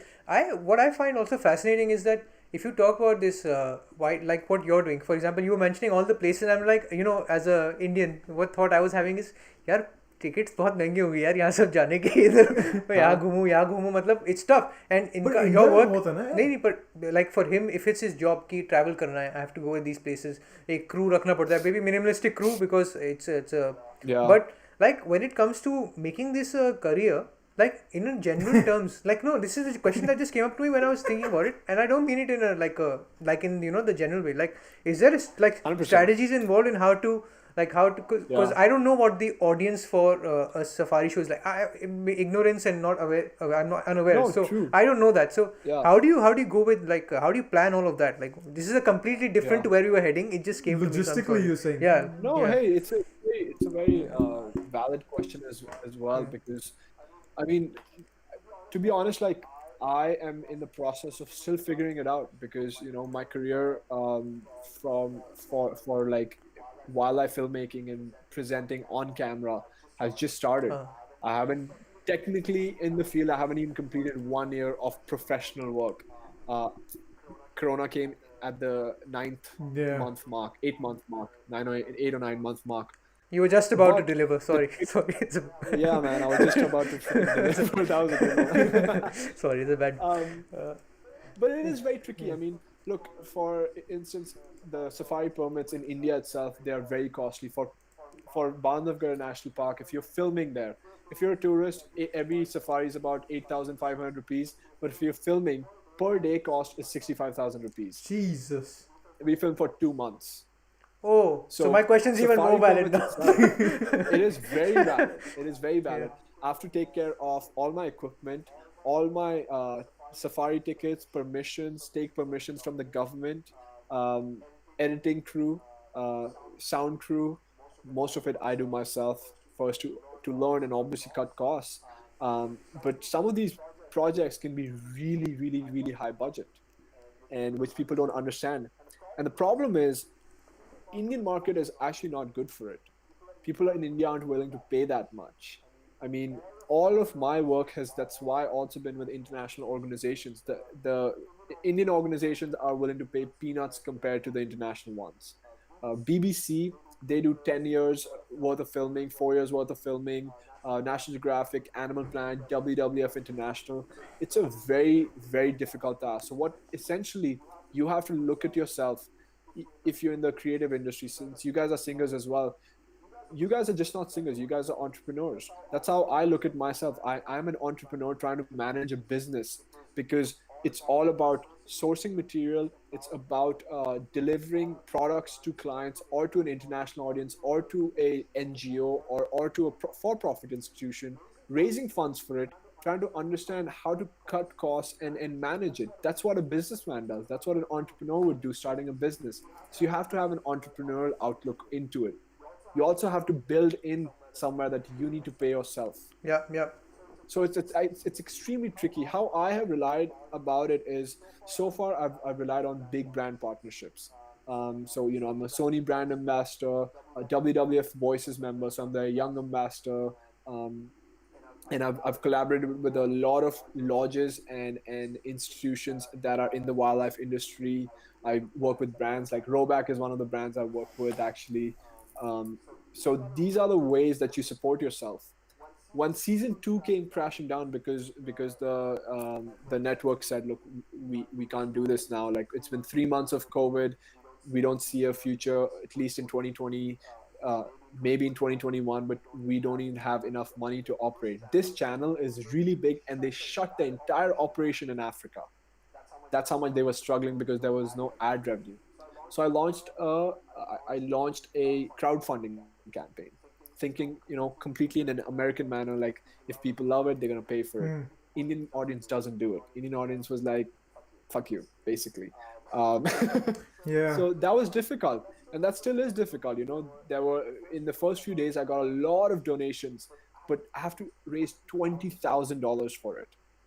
That's how much season 2 is going to cost. Season 1 cost double that. The only reason season 2 will cost lesser is because we don't have to pay for safari permits that are levied in India but not in Africa. Yeah. Yeah, because I was just doing So the math. I'm like, 20,000 sounds cheaper than what you said, Yeah. and then Yeah. you said, oh, so yeah, permits, That makes because sense. Right. Yeah. And also because South Africa, we've already filmed half of it. We filmed half of it in September and October. So season 2 is halfway done, but we need to film the other half as well. So you have I am actually in the process of trying to figure that out. So I don't have a clear answer for you, but all I can say is extremely tricky. so you have a channel that's one of the biggest channels in the world and has a problem and is not being able to, I guess, help with the $20,000 or $30,000 worth of cost that you might have. That's insane, because Because I'm not the only one as well. Yeah, so everybody that- happening to across. yeah, right? that probably is one thing. I was just thinking in terms Yeah. of size, because like, you would think that wouldn't be the hit that you would take. Also, I was thinking that you already had filmed the thing, so I'm like, if it's filmed, put it out. People are bored. Like they would. I filmed half of Yeah. it, but the thing is like it has to be better than season 1. Yeah. And right now the content we have for season 2 is phenomenal. It is amazing. I mean, there are places where the lions just like run up to the vehicle, start fighting in front of the vehicle. I've got something like literally in front of me, elephants are mating, which is unheard of. Yeah, fun fact, an elephant's cock weighs 25 kilograms. So just like not me. Yeah. So all that stuff is in season 2, but the vision for season 2 was far bigger. It was supposed to be 10 to 15 episodes of 20 to 30 minutes each. Oh, okay. The So it's a entirety proper- of season 1 is 48 minutes. Yeah, that's a proper fucking TV show. Yeah, and it is. Yeah, it was going to be on TV and more of that stuff. And I still want to do that. And I'd rather, wait it out completely, because somewhere down there, I believe that it's going to come through. Somewhere, I don't know. Some days it's hard. I was just thinking this off the top of my head. I'm like, if you would want to make the content not only digestible, because it is digestible. I think once you start watching it, you just get into it and you're like, oh shit, there's so much stuff that you're finding out. But like, if you wanted to make it mainstream, have you ever given it thought from an angle of maybe we at some point, maybe later in your life, you can go the mainstream way where you, I don't know, this is a wild idea, but we're talking about the wild, where you kind of make it sort of a sitcom-y type of thing where it becomes wildlife and it becomes almost a storyline within wildlife where it shows the wildlife, but it's a storyline which people can connect to as well. And now I'm just thinking like, if you could do that, like it's. Have you seen season 1? I've seen one episode. I haven't seen the whole thing. See all of it, then you'll realize, because you see, it's all of the episodes were made in a digestible manner. My target audience was not people who love the wildlife. My target audience was people like you and Devin. It was more so, someone wouldn't, maybe you guys don't like wildlife and you wouldn't want to watch a 45-minute David Attenborough piece, but all of my episodes are between 3 and 8 minutes long. Yeah. And they were released in every Friday. When they were released every Friday. So everyone was like, you know what? Oh, just a 4-minute thing, and it's interesting. It's getting interesting. But it wasn't scripted though, was it? And it hooks. Was it scripted? I mean, like I had an idea of what I want to do, but wildlife can never be scripted. Yeah. So my weird thing of it, what I'm trying to like, that's what I like a comedy. Yeah, I was thinking like a full blown show. But with that element involved of the reality of it, not the fantasy of it, not the, this weird idea, not Tiger King. We're not doing that. None of this. Not even Dean Schneider, where you're chilling and fucking hugging the tigers and shit like that. So I'm thinking it is a wild concept, because trying to bring those two things. And actually, you know what? No, you could probably do it, because I think fear brings comedy, and when you're in the wild with animals that could kill the shit out of you. Funny. Yeah. No, I mean, you could. What would be funny is it. someone like him in that series, someone like me, like who is just like, why I can't take it's so scary, and that would probably be like people would that would also be an interesting concept. Where it's like someone like completely like knows everything what he needs to do in that moment, most of it, and then someone who just doesn't know anything. And it's The like, Fresh Prince of Bandhavgarh. That's what we need. I would love that. Absolutely. That's a great idea, and I would love to do something like that. Right. In fact, like for like season 3, our plans was to have like, I mean, not season 3, maybe season 4 or 5. I want to make this an entire thing on itself, where I could have guests on Safari with Suyash. So you have famous personalities on a Safari with Suyash. Yeah. And kind of talking like, what if you were to have like, say, Ranveer Singh? Okay, he is completely like, his personality is perfect to start off with, because he's crazy. yeah. The first thing you have to say, yo, just stop that shit right now. Like, Yeah, and that, just have a political figure, have a cricketer, have a model, have a regular person who doesn't know anything about wildlife. And then you show the audience that they can connect with wildlife and they can have a good time, so you can too. So that's like the main idea. But the thing is, like, to get there Yeah, I can understand. is all of these steps in between. First, I have to win the love of People. my audience, the love of people, the the importance. I have to gain the importance in the industry so people can fund me, because this is a money churning operation. Like, think about the days I'm not getting any footage, I'm still spending close to $1,500, and that was 80% of the days. Literally 80% of the days. Some days I literally did not get anything, not even 1 second of footage. Yeah, the logistics of it is But the wild. best thing about that is when you know, when it's 45 degrees and you're struggling in the heat, you're like, नहीं मैंने $1,500 दिए, करना पड़ेगा. No, But I want you guys to watch the series. You guys will. I watched a couple of Part of it is episodes really while I fun. was You watched? preparing for this video. I actually I'll watched tell a you couple guys. of videos actually. I was When I watching was all on the Instagram, Instagram. I've pretty much seen everything, and I was very like, I saw so many. I don't know if the videos that were on your IGTV are they part, they some of them are part of the series, I'm guessing. Is that like, there are two series on IGTV. That's one is like the Safari with Suyash, but the other one is Wild Chat Live. Could be, Which one could are be. you So I'm talking probably I might be confusing the two, but I've Yeah. seen a lot of the videos. So that's where I got a lot of my, maybe the thoughts that I wanted to bring in. But I also about? Right. but yeah, anyone in the chat also, got the link Kishore now. is a mod. Please actually, if you could put that Instagram in description, and you guys can see a lot of the. Or you Just can to- put the link. Yeah, You know the what? link. Fuck it, I'll put the link. Yeah, we can put the link there as well. So just for anyone who is I interested, just sent you. Yeah, the no, link, that's yeah. why I'm saying I'll we'll put put it. that in there actually. So that'd be interesting for the chat to see. Cool. And also, there was one question which was asked a while ago, but I hope that person's still in the chat. He asked, "How do you feel about the hunter conservation paradox? That is, big game hunters pay huge amounts of money to hunt, which allows national parks to be maintained." Is this a question you've asked many times? Then we avoid it and move on. No, the reason I'm sighing is because, like, It's bullshit. it's a very controversial topic. Oh, so It's a very, very so controversial I topic. I have no I'm I have no happy idea what this is about even. So that's why I just read I'm it hap- out. So Yeah, I'm happy to answer it. It's just a very controversial topic. The reason I sighed is because, like, there are a lot of people who, who feel very strongly for hunting. There's a lot of people who feel very strongly against it. I'm the kind of guy who feels against it, and the reason is, look, I just don't understand why. For example, today someone said, "Okay, dude, I will pay you $1 million. Let me go and kill Solo." Yeah. And with that $1 million, you can keep $20,000 to yourself, and you can use the rest $980,000 to protect all the tigers in Bandhavgarh National Park. And then you're like, well, that sounds okay. But the thing is, that's not what happens actually.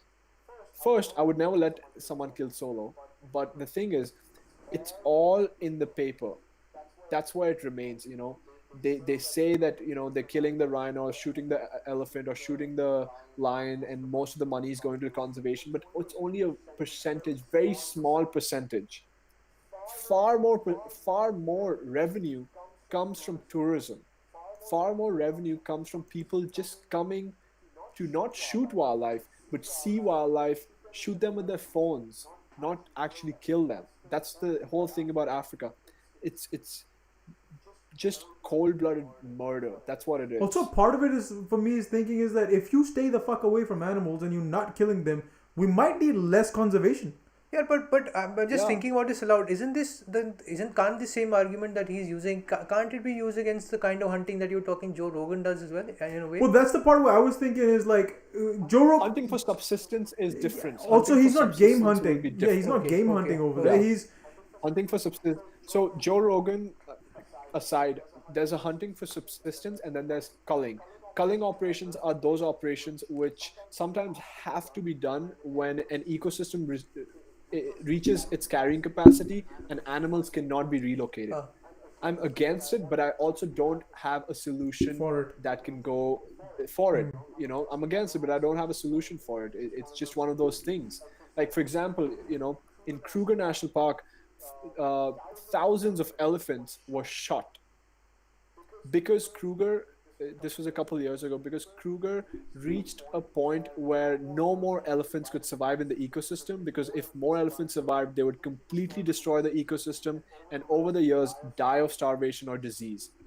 So do you shoot a few hundred individual or a few thousand individuals to save the millions?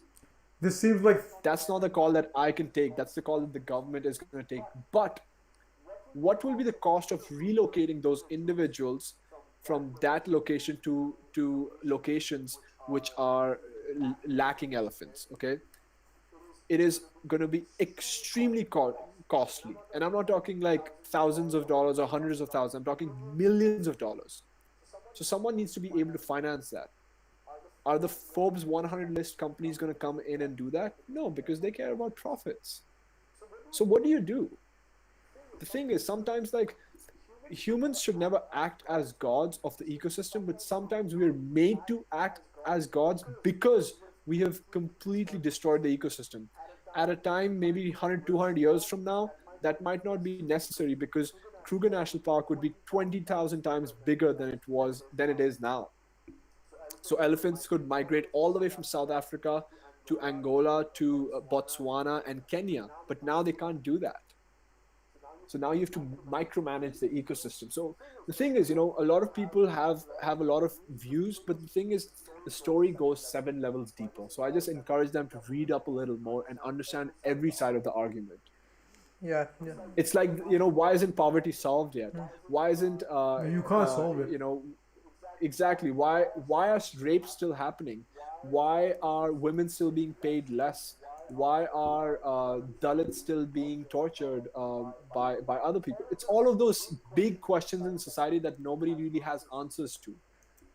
There's a. I mean, the rape question part of it. They forget the question. Castrate motherfuckers. Why is it happening? Right? That's the thing. Why is it happening? Why haven't we been able to stop it? Yeah, that's a question.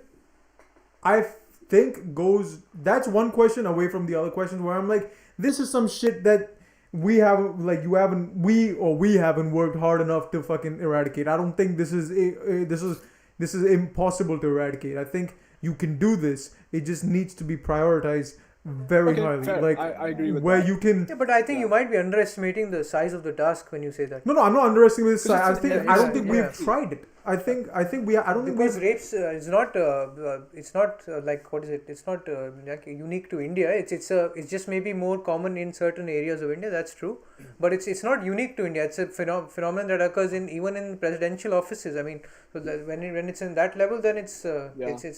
Rapes happen to women. Rapes happen to men. Yeah, but you can't make it a thing where both sides. And what I'm trying to say is, like, the thing is, there's so many problems in society, and we have to find a way to deal with them one at a time in separate individuals. For example, like the entire society, if it gets behind rape, they can probably exterminate it. But why isn't society going behind that? Because you have people. Because at the end of the day, some people are like, you know what, I'm too busy to do that, or I have this thing, or no, it's always Democrats versus Republicans or BJP versus Congress, and everything else goes out of the system. Sushant Singh ko kisne mara, yehi bas logo ko fark padta hai. Or you have people who actually don't think say, right? that, or you have people who actually don't think that it's wrong. That's the scary one. Yeah, that's the one. That's the one that terrifies me the most. Where I'm like, yo, this is insane. Because I was watching a video. I saw your. I posted it a couple days days ago, and it just boiled I was just boiling with anger when I saw it. Because this was in Delhi. This was shot in Connaught Place. Are beyond. And in Connaught Place, in Connaught Place, it's shot, and there are people on there my age. There's people older. Not that I understand, but I know exactly why you think like that. But when there's people my age, I'm like, the fuck? What world are you living under? Like, you're living in Delhi. Is that they're calling for it by dressing up a certain way. It's shit like that. I remember watching that as well. That made me fume. Yeah. I'm like, and the worst part of it is, it pisses me off whenever you get into any of these topics where people start to counter the topic with another problem, which has nothing to do with this problem. Right. So it becomes like this problem comes in, and then that problem comes in, and then it's the same thing as Black Lives Matter versus All Lives Matter. We're not talking about the other lives at the moment. No. You're just wanting to focus on that one thing. Now, whatever the reasons are, maybe you disagree on the stats, maybe you disagree on what the thing is, but the basic need of it is right now the conversation is Black Lives Matter. Do they matter or do they don't matter? It's not other people coming in and like holding flags, and that's the part where it almost, I'm like, if you do that, and I understand because I used to read articles about the Black Lives Matter movement where there were people who were against other movements getting a part of this because they were like, then it will dilute this movement. On some level I understood it, because I'm like, if you bring other shit into it, then it will, that's what politics does. It just gives you another distraction. It gives you another distraction, and now you've lost the plot. You're like, oh fuck it, I'm too tired to fight the machine, or I'm too tired to deal with this, and it simmers down. I think if we didn't have the pandemic, if we were normal, and if we were working, and if it went back to normal tomorrow, all of these movements die down within a month. Like, I would give it, and they will go down completely. Right now, it's just we're all idle. Sushant Singh Rajput would die down immediately. It's almost gone away from the whole topic that was like, now it's already not what it used to be. I think, but it's also a bit tricky because what happens is when people feel like they have been wrongly, they have been on the end of something wrong. It's they don't let that go. So what happens is everything becomes agenda after a set of time. What about when this time happened? What about when that time? What about when you did this? What about when they did that?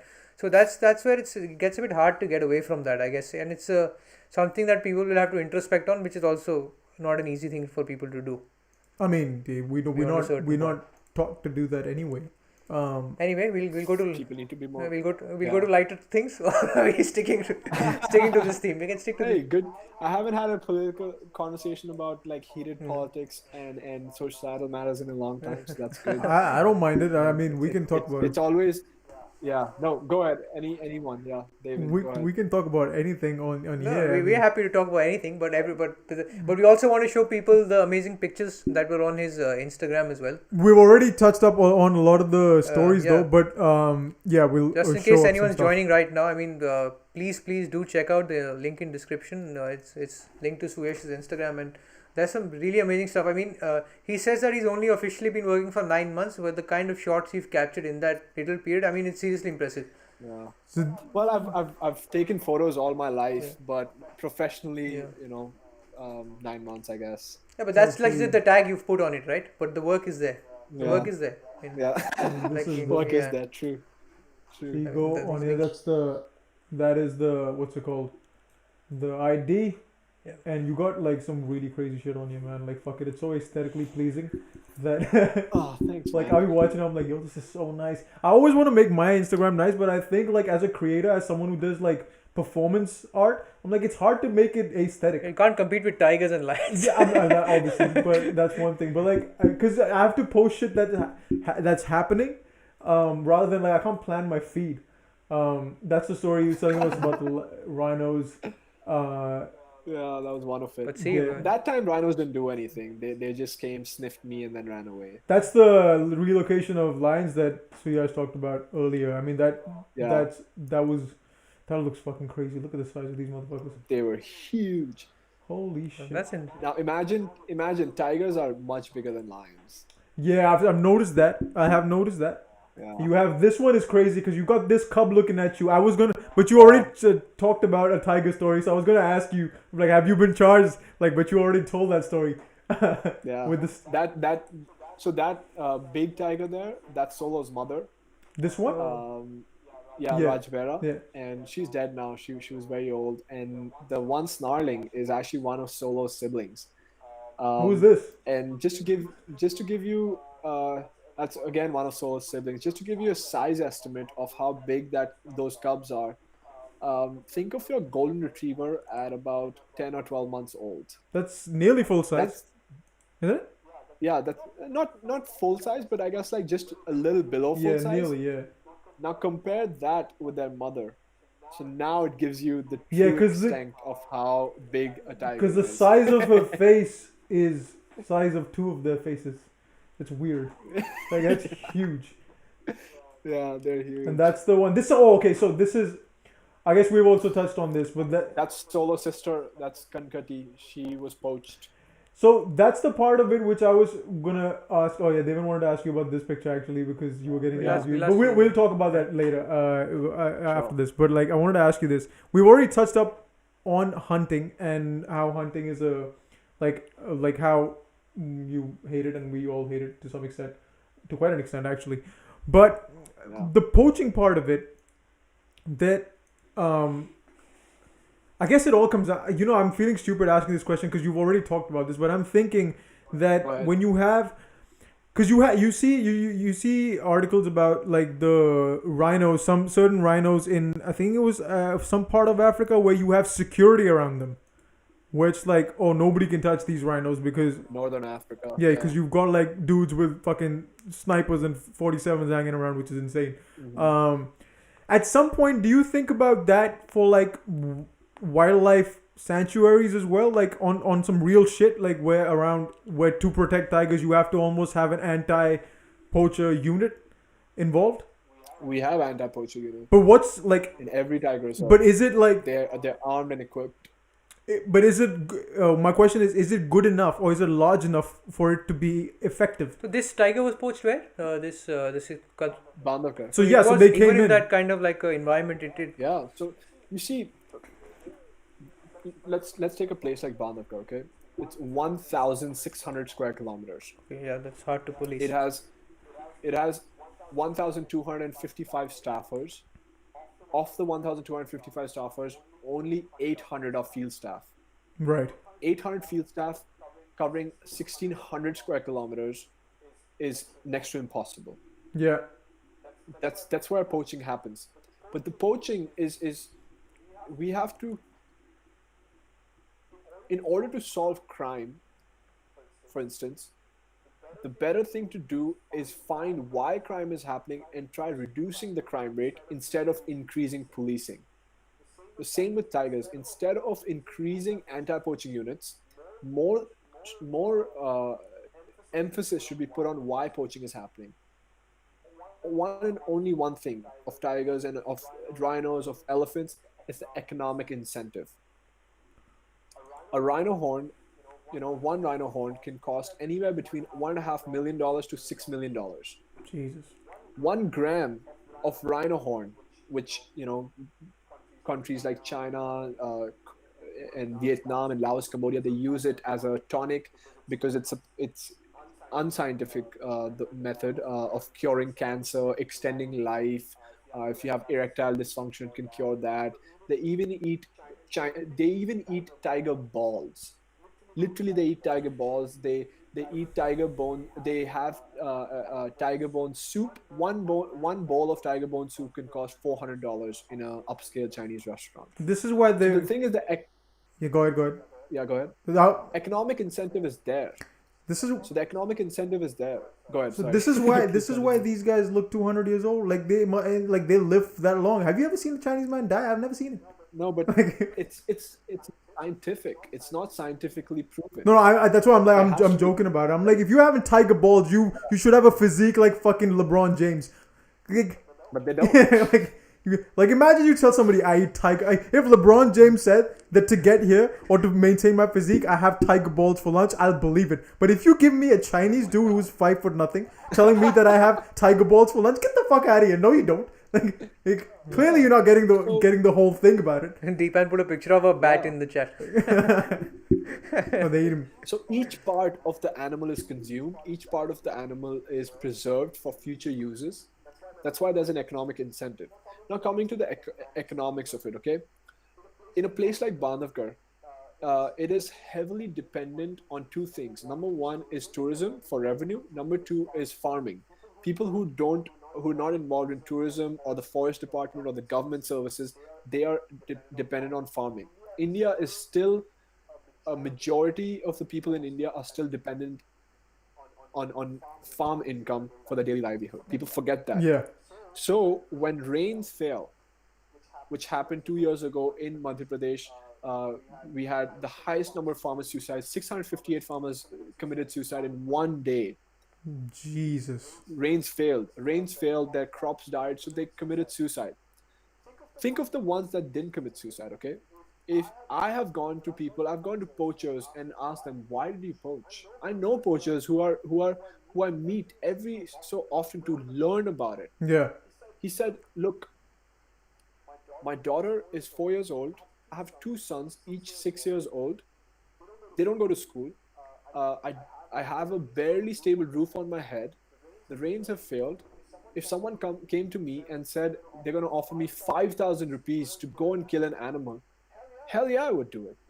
I would do it. If my family was struggling, if I didn't have money to feed my family, I would do it. So the economic incentive is there. These guys only make 4,000, 5,000, 10,000 rupees, but the middleman ends up making The cut. hundreds of Yeah, thousands of takes the dollars. cut. Yeah, That's the so thing. for the poacher, We it becomes like survival essentially. Like for them, it's not even economics at Yeah. the point. It's more just, yo, we No. need this to survive, and then it kind of starts Right. making sense a little more. So it's like something Yeah. that comes So- with the system. It's like you can't eradicate it completely. Exactly. And you have to find a way to. That's why, a lot of the ex poachers were actually given in a long time ago, in a very controversial move. They were given jobs to protect tigers, to protect rhinos, and they do it so well because they understand how poaching techniques work. They understand how everything works. Yeah, that A lot of the villagers now depend on tourism revenue. A lot of the villagers now depend on people like me who go there, who go into the lodges, who go into the national parks. And in Africa, this has taken a completely different route because of poaching, and there's so much money and China investing into Africa. Poaching has now become like driven completely by underworld mafia. So instead of the people coming with machetes, these guys literally come in helicopters, dart the rhinos, hack off the horn, and leave. So it's gone up to the levels of from some spycraft Jason Dawn Bourne That type four shit. and four Exactly. 4 foot horn that he was talking about. I mean, that would be quite worth a lot of money, I'm guessing. Yeah, I mean, these guys will earn like $5 million Yeah, I can. from like 2 6 feet horns. The fucking you got Jason Bourne and shit coming in and do. I mean that. Yeah, how do I you? mean, And you that's can't fair. even compete Like you have to against that understand because that when you it's got. when it's so like when that kind of money is seemingly so close to you. I mean, it would Entice. turn a lot of heads. Exactly. So that's the thing, people go on hating the poachers, but again, like as I said earlier, the story goes 7 levels deeper. If you know the poor poacher's story, then you will know how difficult life is. Oh yeah. Also, the You guys, poor poacher is part of the. It's almost part of the ecosystem he's surviving. So you can't even look at him like the one who's profiting off it. You're looking at this guy's looking to feed his family just like the tigers, just like any of the other animals. Yeah. And you can't even say to them कि मैं तुझे 5,000 देता हूँ तू मत मार क्योंकि कितनों को दोगे. That's There'll be one so thing. many, yeah. Exactly. But also उसके लिए पास फिर 15,000 होंगे जो वो थोड़ा ज्यादा खाना दे पाएगा. मतलब वो 5,000 के उससे वो थोड़ी छोड़ देगा. Yeah, I know. That's what I'm saying. How- कि solution नहीं है. Like it's a tough one. and also like all the crime, so terrorism, human trafficking, drug trafficking, narcotics, they're all related as we know it. Yeah. So is wildlife crime. The same people who have the ability to traffic drugs from international borders, who have the ability to traffic live humans from international borders, have the ability to traffic live animals and dead animals as well. So it's all the part of the same billion-trillion-dollar nexus. That's fair. That's Yeah. fair. So that Tricky. just becomes another question of how do you stop crime, and you can't. Things in society are very linked. That is something to think about. I think. I mean, like it's a good way, at least like for someone who's so into what he's doing. It's still like that ability to sort of to zoom out and sort of see it that it's not just about what I think. It's also about what is compelling someone to behave in such a manner. Well, that's that's the important. logical That's an part important of part. it. That's how you see change, because otherwise it's just going to be two extremes. Fighting it out. You're never going to meet in the middle. So that's an important way to look at things, I guess. David was going to ask you a question actually. Moving is on that? from this, David was going to ask you this question, and and he's such an idiot. You saw so much information on Suyash, you forgot this one thing. I don't know how you missed this, but Yeah, what was it? so the picture that he wanted to show people was the picture of you having that big ass press conference. Yeah, This that one. was. Yeah. Right. Cool. And he didn't know what it was from. So, look, from what I understand, it's from the series finale that you filmed, that you showed. Yeah, the series finale was launched in Madhya Pradesh on January 4th, 2020. look how my no, not January 4th, January 7th, 2020. Look how my year started compared to how it's going. Cameras Yeah, and it microphones, was. and now podcast with with a No, couple of people watching. no, not that. Not that. Just generally, I had so many dreams and visions. But yeah, it was from that finale. It was launched by the Chief Minister of Madhya Pradesh, and it got a lot of audience there because it was like, well, someone who's from Madhya Pradesh. I'm born and brought up there. I still live there partly. Like I only am in Delhi like When did you maybe go to one school month in of the Delhi year. then? Only like middle school and high school. Right, Sanskriti. Yeah, yeah, and yeah. So there was a lot of media presence because we were focusing on tiger conservation and poaching in Madhya Pradesh. And the last episode is really, really, it really hits home. Hmm. It's really good. It really hits home.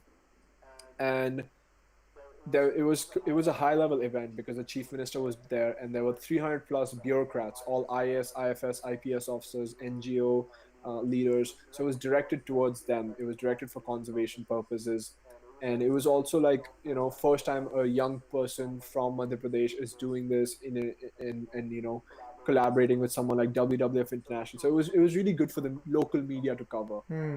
So that's why all that happened. And as soon as I finished it and I gave my ending speech, they just crowded me, which I didn't expect, which was awesome. But I was ready for it. That kind of helped. You see, everything in your life somehow plays an instant. From my job in the political affairs career, I knew how to handle something like that. And I just, took a deep breath and I just kept going, and I delivered a lot of good messages, just like I'm talking to you guys, especially about like youth getting involved. Like I want young people to get more involved. I want them to see this as a viable career option, but also something, if they don't want to make it a career, just connect with it.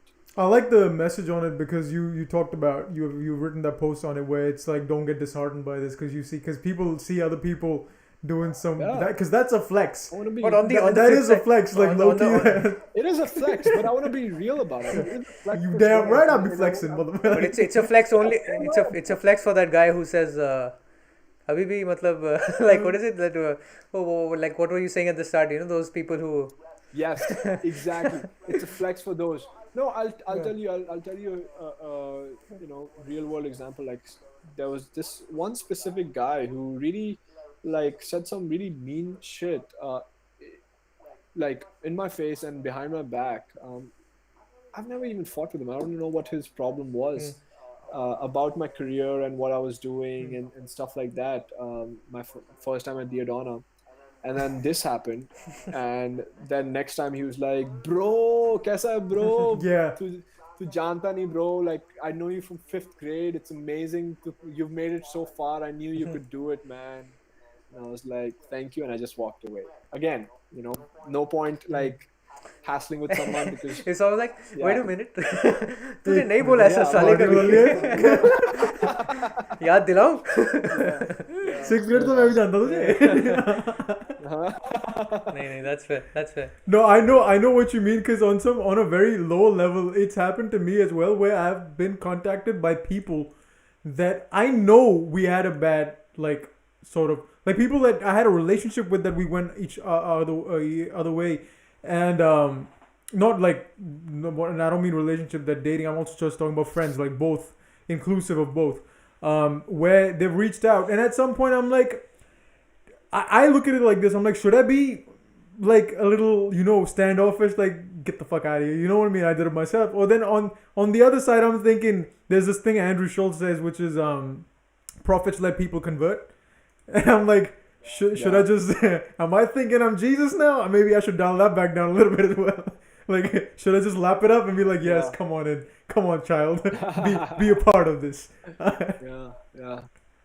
That's awesome. No, but, Yeah, no, I mean, I love flexing as well. Of course, you work so hard for something, and if something happens which is highly positive, you flex, but you also try conveying a message. I want people to see that and see that that's possible for them as well. yeah, you got to, and also like it's not. I like but the message that which I skipped over, which I very conveniently skipped over when we started talking about this, which was that it is a flex, but you don't like. I like the part that you said that don't get disheartened by it, because there's a lot that's been put into it for it to happen, and it takes a shit ton of work. And you can say it takes a shit ton of work, and people be like, "Oh, but I do a shit ton of work." But it's not always about just doing the hard work of it. You have to almost have to find a way not to do all the work, and you have to also figure out how to collaborate with other people. You have to figure out what works well, the team, the logistics, as he was explaining earlier.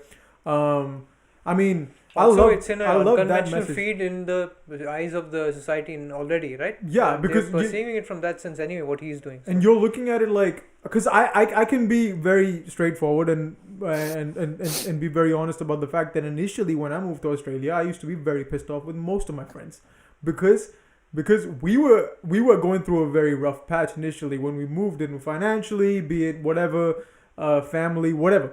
And I used to start getting annoyed, envious to some level, maybe a little jealous, I don't know, but I would see my friends in fucking California and in New York, and they would meet each other, and I haven't seen them. I would get to see them like maybe once a year, maybe once 2 years, when I would get to come back to India, and I would see them all chilling, doing like just enjoying life, and I'm like, I'm not getting to enjoy life right now, and I'm just pissed off that you're getting to enjoy life. and it was just serious, just pure anger from my part, and I would just make reasons up. Oh, you have all of this, I don't have this. I have to do all this extra shit. I have to do this other shit. And at some point, I don't know when the switch happened. I guess when I left university, when the switch happened is that I dropped out. I said, fuck it, I'm going to just put everything into what I want to do.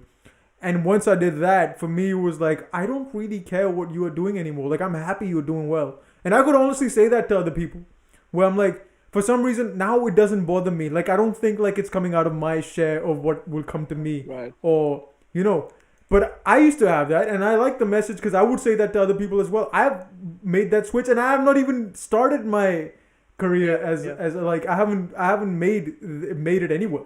I think actually, I don't know if it was Sadhguru or someone who said this once, that if you are upset in your own company, then you're keeping bad company. So which is like bars. I love that. Bars. If you're upset right away. If you're upset in your own company, then you're keeping bad company. So you have to find ways to be happy yourself first, then go out of that. Which is quite fucking dope. Yeah. But thank you for coming, man. I think this was very nice. I mean, it was great talking to you. It's my pleasure. Yeah, enjoy. Hold on. You want to write that? I'm literally writing that down. If you're upset in your own company, then what was it? Then you're upset in your own company. Then you're in bad company. Then you're in bad company. Yeah. So you're keeping bad company. I think I heard Sadhguru say that, which always stuck by me. You are bad company, or you are in bad company. Because if you're in bad company, then that means you should seek someone else. No, I think it's deeper than that. I think it means you're in bad company in that state of mind. So you got to turn that state of mind around. I think it's a little more zen than it's going a little too much into the layers. I don't mind it. Dude, I love it. Yeah. I love it. That's a good quote. I love it. Yeah. What do you want to? No, guys, thank you so much for having me. It's a pleasure, and I think as I said, like before we began this podcast, I do a lot of like formal stuff. As you saw, I've had a lot of interviews, I've had a lot of podcasts, but I never get to like truly just like relax and speak my mind. So I'm glad I could do it, because I have to. It's like talking to two friends, right? And you guys are friends, so it's good. So I'm glad. Thank you. It was really good, and especially because for me, like I have no knowledge of this world, and I thought I learned something. Not that I do either. I just have it through you. I'll be more considerate to little insects around me. That much I can promise. Please watch my series, and then tell me. It's just gonna take you like 30 minutes to get through. Yeah, no, I'll definitely watch it. Fun, action-packed. Watch it all together. Hopefully on a big screen. People watching as well. Watch the series, and just have fun with it.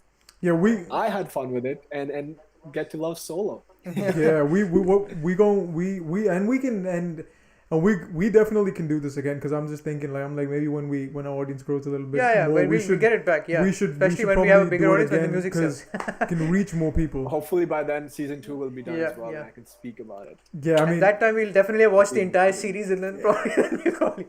That'll be. Yeah, no, we do all of that for sure. And then where are you at the moment? Are you at home, Delhi? I'm I'm in Delhi for since 3 days. I'm gonna be here for another week and then back to MP. Sweet. Maybe we catch you. Maybe I'll catch you when I'm back. Hopefully we're back we'll be soon. back in, We've been in trying this to one. get out of Yeah. here, so And one day we'll probably visit one of the parks. Why not? I probably would. I probably would Only love for to do 2 that, days. David. I am. Try it- only for try it in only for January. two Try it in only for 2 January. days or one day. Do you know what? It'll be cool. Try it It'll be for cool for us to come love and that, and just like sort of document it from our perspective as well. It'll be interesting just to see I would like love to fucking have you what the guys. fuck we're doing. Yeah. But yeah, all right, guys, that was another episode. If you fuck with us, support us, donate Yeah, to us. like- Also, yeah, actually, you know what? I forgot to say. Udabhiya donated to us, so thank you. Oh, wow. He sent us £10 or dollars. I don't know, that's very but nice. whatever it was really nice. Thank you so much. Anything, everyone else who's watching, donate because we need better equipment, better cameras, better all sorts of stuff. And which you don't want, and you don't ask about cameras to Suyash. He doesn't like it. So. Yeah. We're using $70 webcams. They come off Amazon. It's pretty easy. So don't worry about that. And yeah, and if you like this, please subscribe to the Please channel like, if you haven't. like and subscribe. Follow us and on follow Instagram. Suyash Follow as him well. on Instagram if you're interested in what he does. Watch the series. I've posted a link in the chat. And peace out. I think I don't have any more else to do. I think I was just trying to wrap it up, but I don't know. That was an Alright. interesting conversation. Right. Good Thank you night. guys. Bye bye. All right, guys. Bye bye. Good night. Good night. Bye-bye. Bye bye.